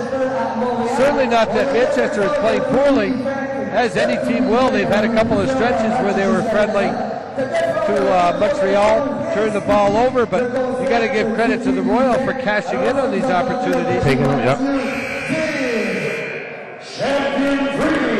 3D opportunity rule, perfect example. The steal was in the backcourt, and was that Mitchell? That was Bobby Miller from the right side. Bang, 4 points, back in a hurry. And the third 3D opportunity in this half that Montreal has cashed in on. Well, Anthony Anderson is not on the court for Manchester as they come out of the timeout. Al Stewart is, along with Mason, McGinnis, Young, and Chris Burns. Burns is another sharpshooter. Strong to the rack, goes. Lay a game call right there. That's technical. He's out of bounds. He's not allowed to touch the ball while the player is out of bounds. Interfering for the offensive player as Al Stewart picks up the technical. You saw it on the webcast. You know, and it's one of those things I think he just had a brain cramp. No better way. I don't think he was trying to knock the ball out of his hands or anything like that. He's just trying to slow down a fast break, but again, why? Which is a good reason for technical. I got 2 free points now, and I got the ball out of bounds, a chance to take the lead going into the fourth quarter. Mitchell hits the first of two. That's and he gets them both. That's a rule where a player's not allowed to touch the ball when it's being inbounded, and he had possession of the ball while being out of bounds, and he put his hands on it. If you reach through and touch the ball, it's a technical foul. If you reach through and touch the player, it's an intentional foul. We're all tied up at 104, 2 seconds. Mitchell will launch one, and he hit backboard, but it doesn't go down. You got it. Man, Montreal won this quarter 38. They won this quarter by 4. Go ahead and hear. Here's the technical foul that we're talking about. The hoop goes through. The nice drive to the basket by Al Stewart. Here comes Stewart down the pipe. He lays it on. It's Bolt C, I believe, that tries to get out and do the thing, and the ball is knocked right out of his hands by Al Stewart. You got to wonder why, but it's a technical, allows the game to be tied here at the end of 3. And, you know, who would have thought it? Of course, it's a 4-point game at halftime. All of a sudden, Manchester stretched it out to what, an 18-point lead within 4 minutes. You know, we said way back in the first quarter, Burrell, that when the longer you let an underdog hang around, some strange things can happen in the fourth quarter. And of course, with a 12-minute quarter here in the ABA, Montreal has got to hang around much longer, you know, than the next half of quarter. They've got to be there with 4 minutes left for things to really happen. Right now, Montreal, if I'm the coach, I'm telling the guys right now, they got a moral victory, and they can't do nothing but build from it. We win this, we're going to have a tough one tomorrow. You guys need to come out here and play hard. Anderson's back on the court. The rebounding edge continues for Montreal. They continue to shoot well from outside the arc. Better from three-point line than they are from the floor. 52% for Montreal from outside the arc to just 26%. And they're making their free throws. For Manchester. And they are making their free throws, trying to get Montreal out of their huddle to begin this fourth quarter. And if you're Larry Lesser, are you starting to get nervous? I'm sitting here thinking, where is this coming from? But again, like you said, they played 0-5 against them this season, but they played them tight. P.J. Young off the dribble, dumps it down low to Cooper. He doesn't convert. Rebound fought around for. Offensive. And it's an offensive foul by Young, trying to push his way to the hoop. And it's Berkey Reed that gets pushed aside. His fifth foul. Fifth on Young. So a chance to take the lead here for the Royal. Berkey Reed down court to Bobby Miller. He's going to spot up for three. He's got it. 107-104. The Royal of Montreal spinning in the lane as Anderson dumps it down to McGinnis, but we have a whistle and a foul in the lane against Montreal. Goes against Berkey Reed. Fun stuff. Of course, we had a real nail-biter last night, Texas and Quebec City, as Mason checks into the ball game here for Young. Well, I'm sitting around with the San Diego players, and I'm happen to be rooming with two of their starters, and we were talking, and they were saying that they don't want to look past Atlanta, but the Montreal players, I mean, the Manchester players, I believe right now, they got caught looking past Montreal. Stewart gets into the lane and converts. 107-106, the Royal with the 1 point lead. Mitchell to Berkey Reed for three, no good, it's long. Rebound down to Al Stewart. Stewart trying to get in the lane, gets shut off by Miller. Gets to McGinnis on the blocks. McGinnis dumps it down to Cooper for the easy two. That's a nice assist by Cedric McGinnis.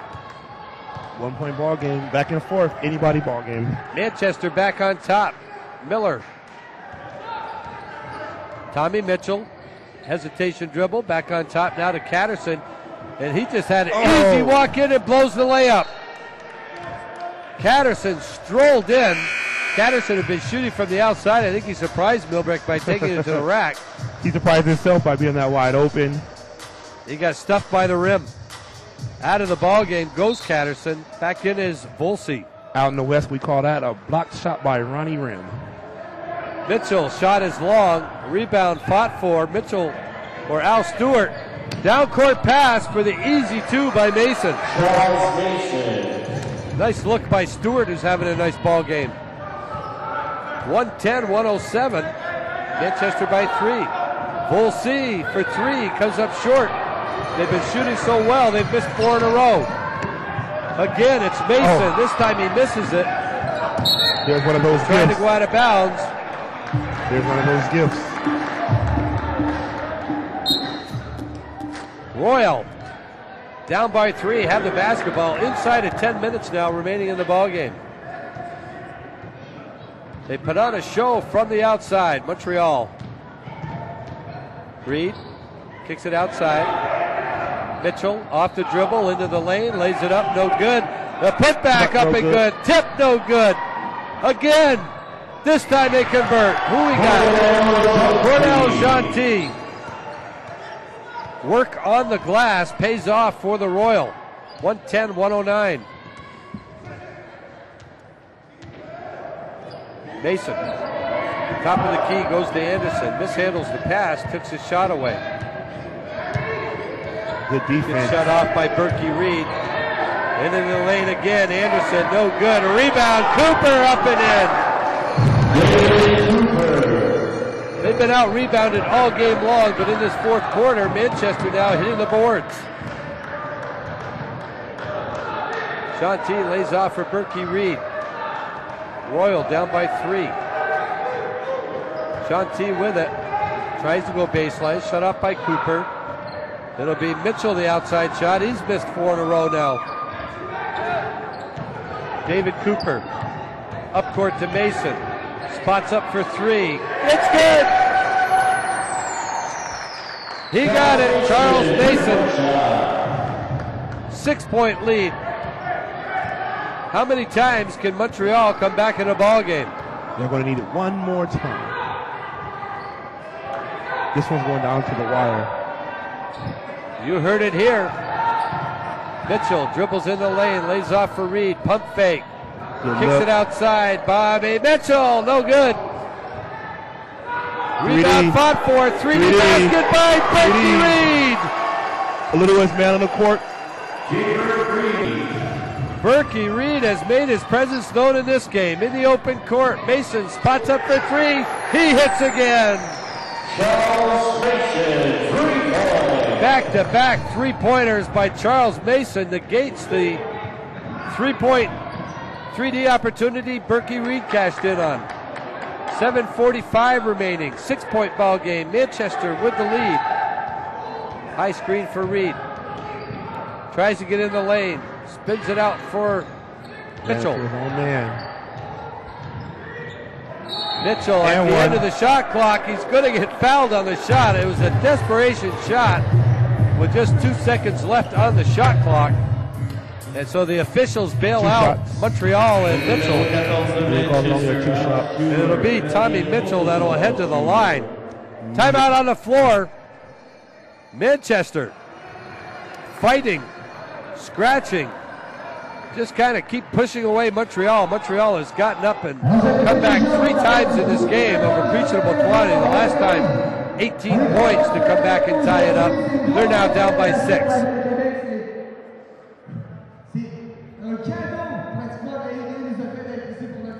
Want to remind everyone, immediately following this game, it's the 3 and the 6 seeds getting it on, the San Diego Wildcats from the Red Conference Western Division. Second place in that division, I believe. First to Beijing.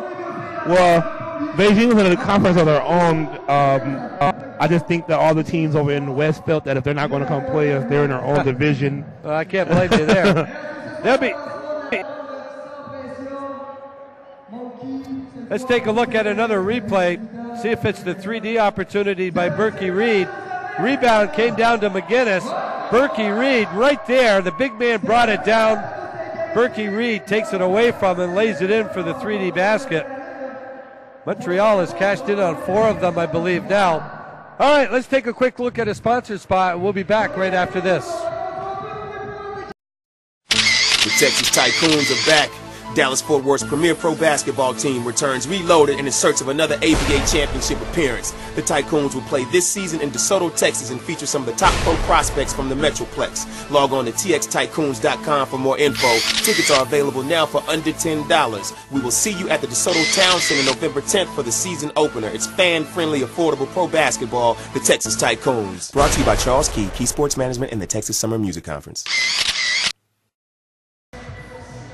Out of the timeout, it'll be Montreal's Tommy Mitchell at the line for a pair. Throwing up pretty much a wild shot as the shot clock was expiring. But he drew the foul, makes the first of 2. Small crowd here at the Pavilion de la Jeunesse. What a shame. Looks like a Maywood Buzz game. Well, the Vermont Frosties very fortunate to have a nice, loyal fan base in both Barrie and Burlington, but the Kebs put on such a great event up here and such great basketball is being played. It's just a shame. But it's tough to get your foot in the door in a hockey town. McGinnis, spinning move, down on the low, blocks convert. He is tough when he gets the ball down there. 120-114, the Manchester lead back up to 6. Q Randall. On top now for Mitchell. Long three-pointer, spins in and out. Randall the rebound, the putback is good. 4-point ball game. Nice left-handed finish by Q Randall. Back the other way, Al Stewart attacks the rack and converts. Back to a 6-point Manchester lead. Back the other way, the runner by Mitchell no good. Looked at the official but didn't get the call. Anderson gets a blocking call. Berkey Reed on the personal. 6:28 remaining in the ball game. Manchester by 6 is Sean Corbin giving Berkey Reed a blow. No, Tommy Mitchell. So Dave King wants to give Mitchell a quick blow to make sure he's here for the last 4 minutes or so, or 5. Probably back when the second media timeout comes. Anthony Anderson down on the blocks. McGinnis shoots over Randall. Shot no good. Bobby Mitchell with the rebound. Up court to Q Randall. Big possession right here. Randall outside. Jean-T for 3. No good. But again, Montreal runs down the offensive glass. Rebound. Berkey Reed, the runner. He walks with it. Caught the ball on the wrong foot and walked with it. There's your big possession. Yeah, they needed that one. Al Now he Stewart. is stopped. David Cooper tries to go baseline. Shut off by Jean-T. The nice look to McGinnis, and he blows the layup. Montreal back the other way. Cordell Jean-T working against Mason for Bobby Mitchell. There it is. Bang! There it is. Bobby Miller. His fifth three-pointer of the game. Down low, McGinnis has it again. Brought that ball down, almost stolen. Mason, three-pointer from the sideline, doesn't go. But Stewart with the rebound. He gets hacked on the way up by Bobby Miller. 122, 119, just over 5 remaining. The Manchester Millrats holding on to a 3-point lead. And it's going to be Al Stewart up on the line here for the Millrats. The number 2 seed in the tournament, the number 2 ranked team in the ABA.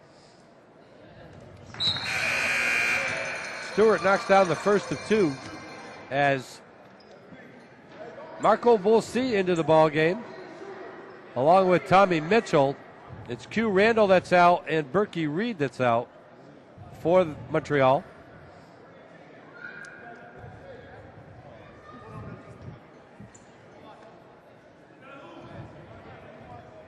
Tough situation too, whether or not you start applying the full court pressure regularly. I think he's shadow right now. Just make him work it up, and not apply the full court just yet. Al Stewart knocks them both down. 124-119. It's a point ball game. Mitchell with the basketball here for the Royal. Lays off for Corbin. Sean Corbin. Bobby Miller for 3. No good. Tip no good by Volsi, and it's tipped out of bounds by Manchester. So it'll stay Montreal ball. As good a game as Mitchell has had from the outside, I think if they're going to knock him down from the outside, it's going to come from Bobby Miller, the veteran. Volsi outside the arc. Hands off to Mitchell. Go back to attacking. Mitchell on top for Jean-T. Can't get around Cooper. Cooper, a good defensive player here in the Millrats. Ball poked away, but recovered by Mitchell. Outside for Miller, no good. Long rebound out of bounds. Is it saved? It is, but right to David Cooper. Up court to Stewart. Down on the blocks, converted by McGinnis. McGinnis converts for Manchester. 7-point ball game. We're nearing the 4-minute mark. Mitchell takes it baseline, banks it home. No, they're going to take it away from him, and Mitchell is on the deck. Offensive foul called. McGinnis in the right spot at the right time this time. Hoop no good. The charging foul on Mitchell. And he is slow to get up. Big call there. The hoop was made. Cannot dispute the call. A nice charge drawn by Cedric McGinnis. Bobby Miller out. A little mad at himself for not knocking down one or two of those open threes. Just 4:12 remaining as referee Pierre Marion does a little maintenance work on the floor. A little house cleaning. Token full court pressure here by Montreal. Al Stewart with the ball. He has handled the ball much of this game, even more so than Anderson, which we have not seen. Oh, he's back out on the court now. The screen, the pick and roll, the conversion. Stewart and McGinnis making it look awful pretty. 128-119. Montreal needs to get it back together again. Last push for this next last 3 minutes. Berkey Reed with the ball. To Jeanty, working against Cooper. Shot doesn't go. Cooper with the rebound. This next bucket right here can hurt. Stewart penetrating once again. This time he coughs it up. Good And foul. what do we have? It is a Montreal foul? No. Mental foul. Foul against Stewart. Al Stewart. 3:23 remaining in the ball game. We have a timeout on the floor. Manchester leads it by a score of 128-119. And the big question is whether Montreal has one more run left in them.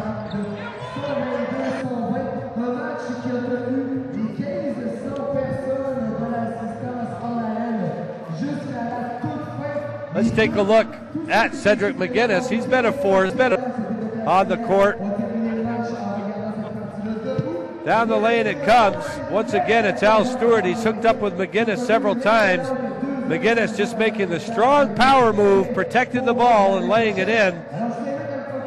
But you know, it's tough for those big guys to know too, when that point guard's penetrating. All right, do I go to the hoop or is he going to the rim? Do I back off? And it takes guys playing with each other a long time to get it right. You always got to have your hands ready. You never know when a point guard's going to pass or whatnot. And Cedric's been playing for a long time, and he's a great local presence. So he knows if his point guard's going, they know he can score. I believe 99% of the time he'll get the ball before they'll go up with the shot. McGinnis has good hands. That's what strikes me. I mean, you have a lot of big guys that have those big stones on the end of their arms. Yes. But a big guy with soft hands that can handle those passes, the low bounce passes, the quick passes, the passes in traffic, that kind of thing is worth as much as their footwork or anything else. I pray for one of those to come into my lap next season. My big guy was 6'10", 280, wanted to shoot three-pointers. I figured you were actually out here scouting.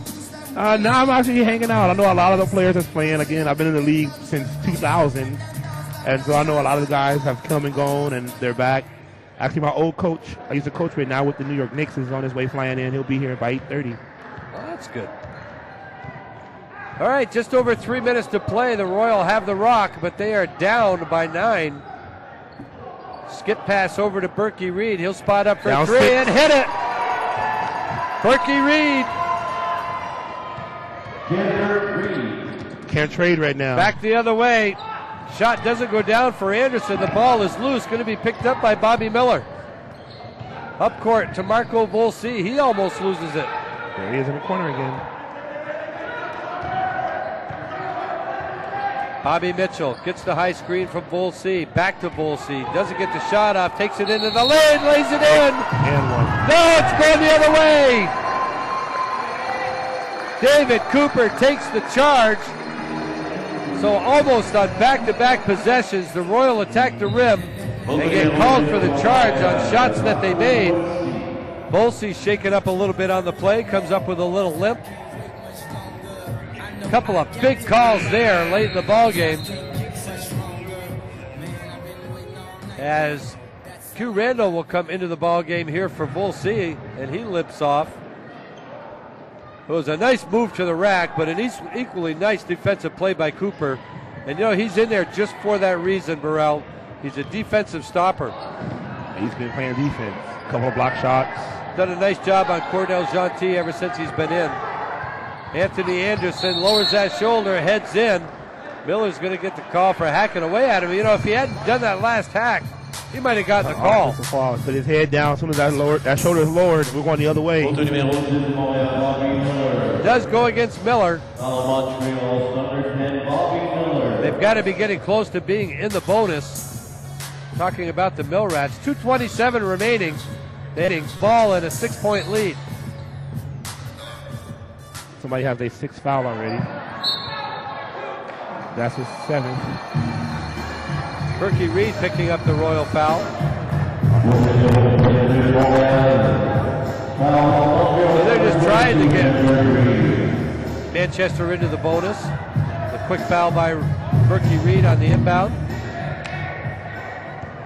Into the backcourt goes the pass to Anthony Anderson. Lays off to Cooper. Cooper to McGinnis. Cedric McGinnis warding off Q Randall. Anderson with Berkey Reed right in his shorts. Spinning, goes to the floor, but the ball's picked up by McGinnis. Dumps it down low to Cooper for the finish. What a great look by Cedric McGinnis. 8-point game, 2 minutes to go in the ball game. Bad roll of the basketball there. They forced the loose ball, Montreal did, but it rolled right to McGinnis. Big possession, big shot, no. Shot no good by Gentil. Now Mitchell, he'll launch one. That's good for 2. Foot on the line.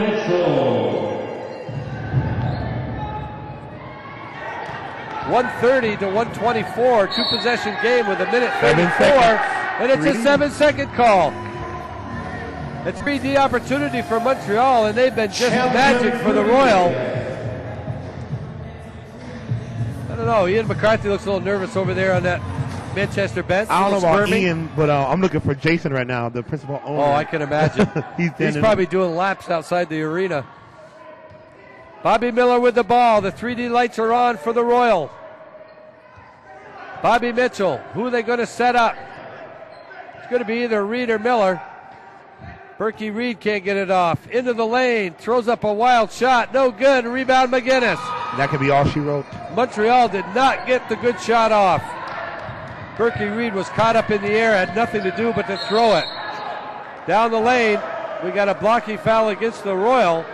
See whether they give Anderson shots or not. As P.J. Young waiting to come in. They are giving him shots, and the foul goes against Bobby Miller.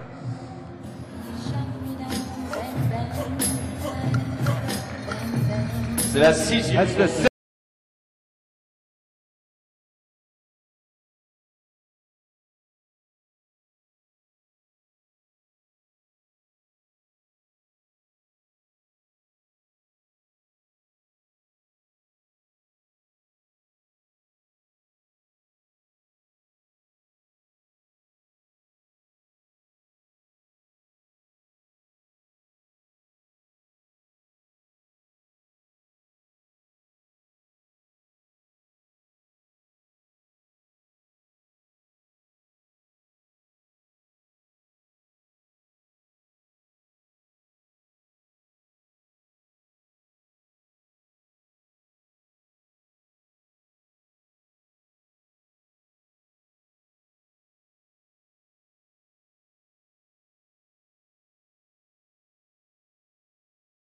foul on Miller. So a decision here for Dave King with 1:07 remaining in the ball game. His team's down by 6, but one of his best three-point shooters has 6 fouls. He can still play though. He can still play. A question of whether Dave King wants to leave him in and accept the penalty if he connects on another foul. Miller stays in, no one coming up to the bench. Anderson hit the first of 2. Second one he misses. Rebound down to Q Randall. To Gentil, up court to Bobby Mitchell. 1 minute left in the ball game. Mitchell kicks it out for Burt. Back to Mitchell. To 3, hits it. 55 seconds. Reminds me so much of the game that Quebec City gave Texas last night as the pass gets kicked out of bounds. There's no time. We're going to have a timeout called by Larry Lesser with 51.6 seconds left. It's a 4-point ball game. With Manchester has the ball. So, Burrell, Larry Lesser called the timeout. What's he telling his team during this timeout? Nice crisp passes. Patient. See the pass before you make the pass. And don't be lazy with the ball right now. So job number one is taking care of the basketball. Taking care of the basketball. 4-point lead, the way they're shooting the ball right now in the second half, getting 3Ds. And they only have 5 seconds to cross half court. They know the press is coming. And I wouldn't foul right now. It's 51 seconds to go. You're down 4. I wouldn't foul. I wouldn't put them on the line right now. Well, right now we have a 2-possession game. There's 22 seconds on the shot clock. Whether or not Manchester will milk it or not, take it down to 30 seconds, it's possible that without something happening, free throws, turnover, Montreal could only get the ball back once. Of course, Montreal's not going to milk a shot clock. They're going to get the ball and go. Their first best shot. You know what? Players look to keep going, and I think Manchester, they cross that timeline, they'll put up a shot. They're not going to milk it. I think they wouldn't milk it. If they see the open man, they're going to go. But again, Montreal, I'll foul once they cross the timeline. I'll press up if I don't get the 5-second call right now. McGinnis to inbound it. He does to Young. Off the dribble, the pass. He connects. It goes out of bounds. It's Montreal ball. Is it a 3D rule? It is. No possession. The 3D rule is you have to have possession of the ball. He didn't have possession. Front court, and it didn't. They kicked it in the front court. He kicked it in the front court. 44 seconds left. 2-possession game, but Montreal has the ball. And a chance for a 4-pointer right here. Bobby Mitchell. He ties it up. The officials stop at 1-4. They're going to stop and bring it up to talk about the 3D, if that was a 3D or not. Well, the lights were flashing long before when they inbounded it half a court away. It has to be a 3D. You would have to stop that. You would have to stop it before the play, not to call it a 3D. What do we have? Scoreboard is still tied up. All tied up. 36 seconds to go. Tommy Mitchell hits one from well above the key. And we're going to do it again, only instead of being 4 points up, they're now tied. What an upset this would be. Al Stewart has it pushed away, but Berkey Reed called for the foul. Got to go to the line, knock down free throws. Are they in the bonus? They are. Got to knock down free throws. It's going to be Al Stewart stepping up to the line here for Manchester. With 30 seconds left, he'll have a pair.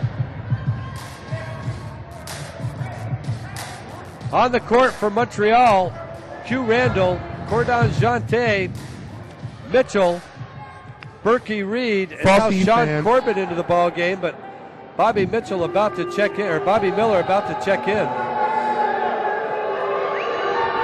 First shot is nothing but net by Al Stewart. You make this, you have to defend the 3-point line the way Montreal's shooting the 3 ball right now. Your perimeter defense has not been there.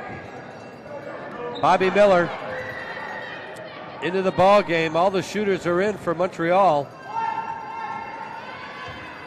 This is a big free throw, actually. Makes a big difference. Of course, a lot's the mindset of Dave King, whether he wants to shoot the tie or win. I'll put the ball in Berkey's hand right now and attack the basket, looking for the open man. Bobby Mitchell. We have a whistle and a Montreal timeout. Montreal started to panic just now. There's no need to panic. 28.7 seconds, and it's Montreal by 2 points. So now we have Dave King calling a timeout. Burrell, what's he telling his troops? Take it strong to the basket. So you like taking it to the rim? I'm going to the rim. And then if I see the open man, I'm passing it to him. They hit the open jumper. Let's take a look at Montreal cashing in once again on a 3D opportunity. It's Bobby Mitchell dribbling to the center of the court, well behind the line. He gets the screen from Q Randall and lets it fly and knocks it down. That's the third time this game they've connected on the 3D rule from outside the arc. I think they've had 5 3D baskets in the game. That was a big bucket, It tied the ball game. You know, we said a couple of times, the last time was around that 3-minute mark, as whether Montreal had one more run left in them. They had one more run in them. And they did. It's a one-possession ball game. Now do you go down, take it down to the last second? I'd say I give myself an opportunity for an offensive putback right now. But I'm telling them right now, be patient with the ball. So not a quick score. They're figuring that they're not figuring that they're going to need 2 possessions. This one and one more. Now we'll take it the last shot, and we're going to have to put it back in. But the press is coming, so yeah, you're going to have to go. Manchester coming out with some full court man. Doesn't want anything Montreal do to be easy. And we got a foul right on the inbound. And it goes against McGinnis. I believe it's McGinnis. What are the team fouls? That's only 4. That's only 4 team fouls. Manchester still has several to give, which is a great way to take time off the clock. They're going to reset the time clock because it was a foul, so back to a full 24 here for Montreal. That's where you want the ball. The ball in his hand. Penetrating kick. Off the bench, what a great game he's had. Berkey Reed. Cordell Gentil. Into the lane, attacking the rim, throws up the shot, no good. There it is. Out to There's one. That's short. No call. Putback's good. The ball's in Mr. Anderson's hand. 6 seconds left.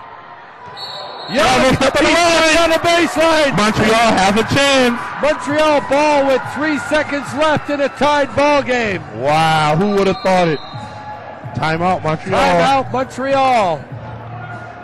I couldn't do this job for a living. What a finish, reminiscent of last night's Texas game against Quebec City. I tell you what, partner, you're going to have to do the play-by-play in the next game because I'm not going to have a voice left. You know, they did exactly what you said. They started off by attacking the rim. Cordell Gentil, shot didn't go. They kept the rebound alive to Bobby Mitchell for the outside shot. Again, it's Gentil on the offensive boards. Go ahead. Here, let's take a basket by Montreal.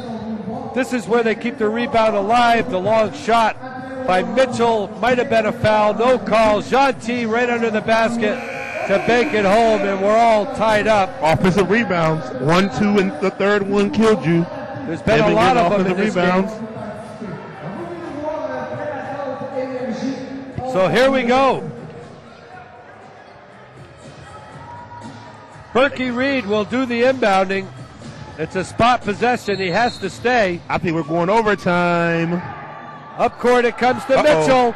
He gets the long shot off. Off glass. Doesn't go. We are going to overtime. I'm going to need some more food. 133.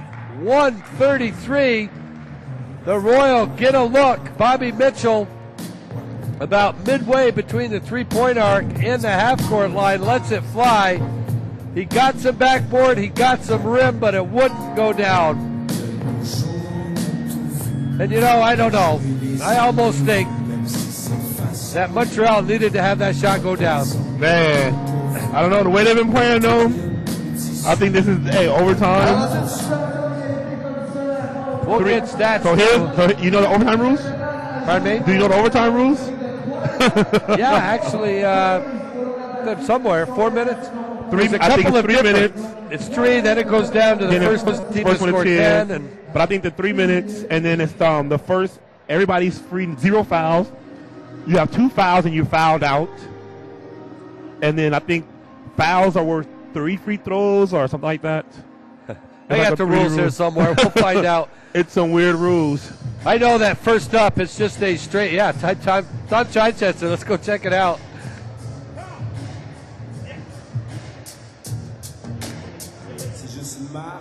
We have the head of the ABA officials, Tom Chichester, here, so we might as well find out right now. Just go ahead and give them your headset, and we'll find out exactly what the rules are. There are several overtime rules. We'll find out from Tom Chichester.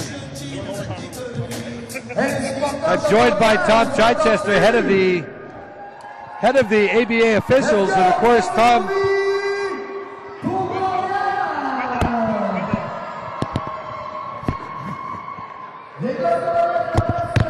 Team's coming back out onto the court.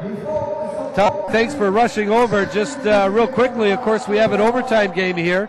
ABA has a lot of different overtime rules, but it's like 3 or 6 separate ones, but the first one is just a straight overtime. Yes, Joe, thank you for giving me over here, and I'm happy to give you a quick synopsis here. But basically, it's called 3-10 and out.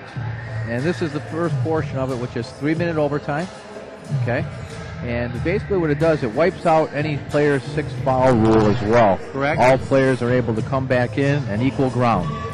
And any player now, this is the first time that once you have 2 fouls, the player's out. Got it. So after this, it goes to, if they're still in overtime, after this 3-minute overtime, it goes to a 10-point rule. Correct. If it's tied at the end of this period, it goes to double zeros, no times put on the clock, and it's a backyard basketball. First team to 10 points wins the game. There we go. Tom Chichester, head of the ABA officials.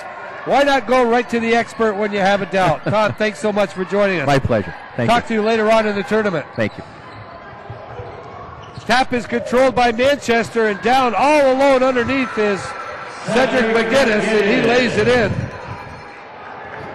2-point ball game. 135, 133, 2.5 remaining. And will the Cinderella team keep it up? Montreal off the dribble. Mitchell gets it poked away, and we have the foul called on David Cooper. How about Tommy Mitchell in this ball game? You want to talk about quiet points? 48 points in this ball game for Tommy Mitchell. 32 points for Cordell Gentil, the 2 All-Stars from Montreal. Unbelievable. Put them on their back, 32 with 14 rebounds. To the rim goes Volsi. He can't get it to go down. The long outlet pass up and in, no good by Anderson, but he is fouled by Gentil. 48 points. 13 for 13 from the line, 7 for 15 from outside the arc. Tommy Mitchell putting on a show. What an effort. So it's going to be Anthony Anderson going to the line here for the Mill Rats. Shoot 2. With 2:19 remaining in the overtime. And Montreal have one more push. Anderson, 28 points in the ball game. He makes them both. 4-point lead. Well, Montreal has been here before. 2:15 remaining in overtime. Montreal reminds me of our team, how we spot people with 20 points and then we'll start playing. Berkey Reed loses his dribble, reach and foul against Cooper. Well, I'll say it once again to you, Burrell. They're down by 4 with 2 minutes left. Do they have another one in them? You know what? I believe so. Again, I have nothing to lose. Let's put them on our backs and let's ride. But you know, with the role that the overtime rules of playing, with the role certainly of the 3D rules that played in this game, it's just been a great showcase for ABA playoff basketball. I mean, there's so much down talk about the ABA and this and that. The ABA is just, I mean, it's a great game. It's friend-friendly. It's up and down. And you look at the scoreboard right now, 137, 133. You get NBA games that one of those scores is the total score at the final buzzer. Mitchell will inbound it for the Royal. He does to Volsi. Back to Mitchell. Spots up for 3. It's long. And a rebound to Anthony Anderson. He takes a look at everything and pulls it out. Got McGinnis and Mason now in the ball game with him. Young. In he goes. There's contact. Going the other way. Anderson on the charge. Did he even blow his whistle? He did. Tommy Mitchell took the charge for Montreal. So with 1:48, the Royal will get it back. I can tell you right now, whoever wins this game and has to play in almost 24 hours tomorrow. Right, the winner of this game moves on to the semifinals tomorrow night at 8 o'clock, the 8 o'clock game. It's Vermont and Texas in the 5 o'clock game. Mitchell with the rock. Gets the screen from Volsey. Can't get the shot off. Can't get into the lane. Miller now in the right corner. Down the block to Volsey. He loses the dribble, loses the handle. Ball's loose. Young comes up with it.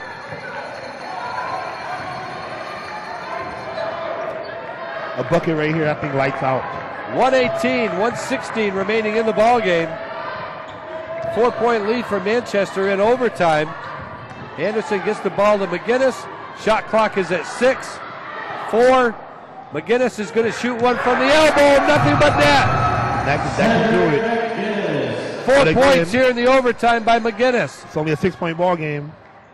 Right to the lane, and it finishes Never over. with his 50th point. Tommy Mitchell. They steal it. 3D opportunity here. Big And shot. it's never over. Down one. Long down court pass by Anderson. He Back to converts. 3. Unbelievable. It's never over. Do they have one more push? Yes, they do. Timeout call. Timeout call. Timeout on the court with 42.5 seconds left in overtime. Manchester 141 fighting for their lives, the second seed, to the number 7 seed, the Montreal Royal, who have just come back more times than you can count in this game. I don't think Cats have any lives. Here's another 3D replay. We've got a passel of them for Montreal. This is after Tommy Mitchell got into the lane and scored. On the inbound, McGinnis. Lazy pass. A little bit of a lazy pass is picked off by Bobby Miller deep in the corner. Looks for Jean T down on the blocks. He just does the spin move on McGinnis. Pump fakes and finishes. But you know, give credit to Manchester because right on this play, they long down court pass and the easy quick strike to Anderson. I mean, if you've been watching the NCAA tournament, watching Kevin Love and how he gets the rebound and the outlet, just like that textbook. You can't draw it up no better. Berkey Reed will inbound it for the Royal. Down 42.5 seconds.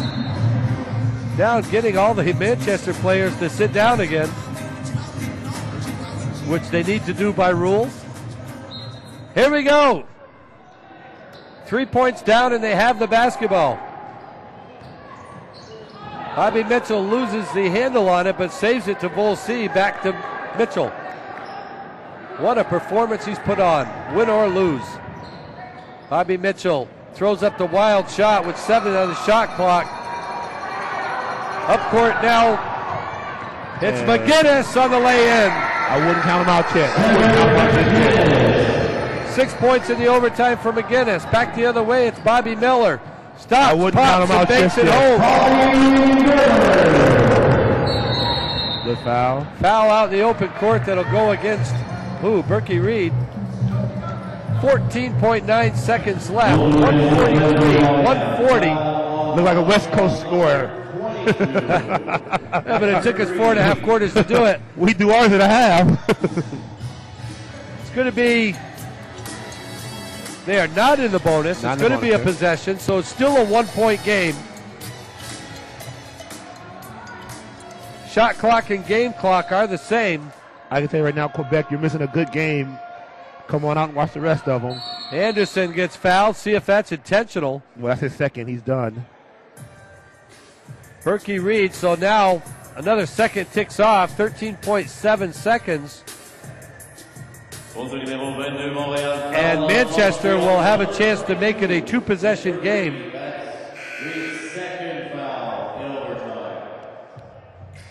So Reed has to come out. Sean Corbin in.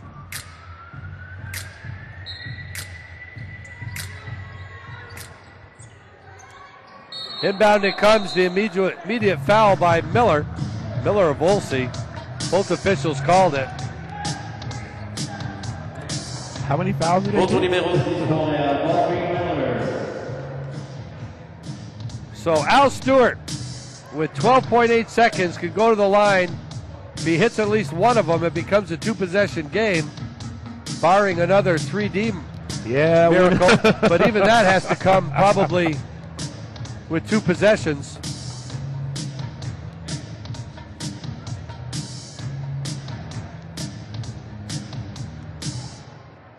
One big thing here is Montreal cannot lose a rebound in this situation. And then we have 2 guys on the line. I have secured a rebound. Do they have any timeouts left over there? They will. Well, they're talking now. Dave King still having a conversation with the official, Justin Steele. Second one is up and good. Why does he have 3?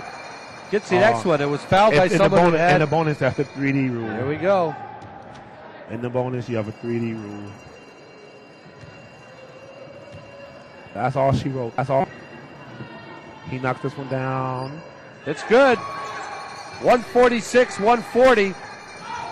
Pass gets tipped and stolen. 3D opportunity here for Manchester. Green with the ball. Gets tapped around. And we have a kick ball. It'll stay with Manchester. 5.9 seconds left.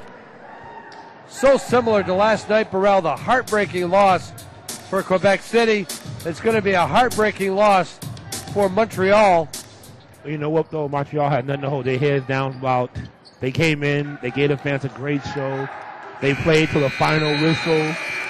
And I got told the guys from San Francisco,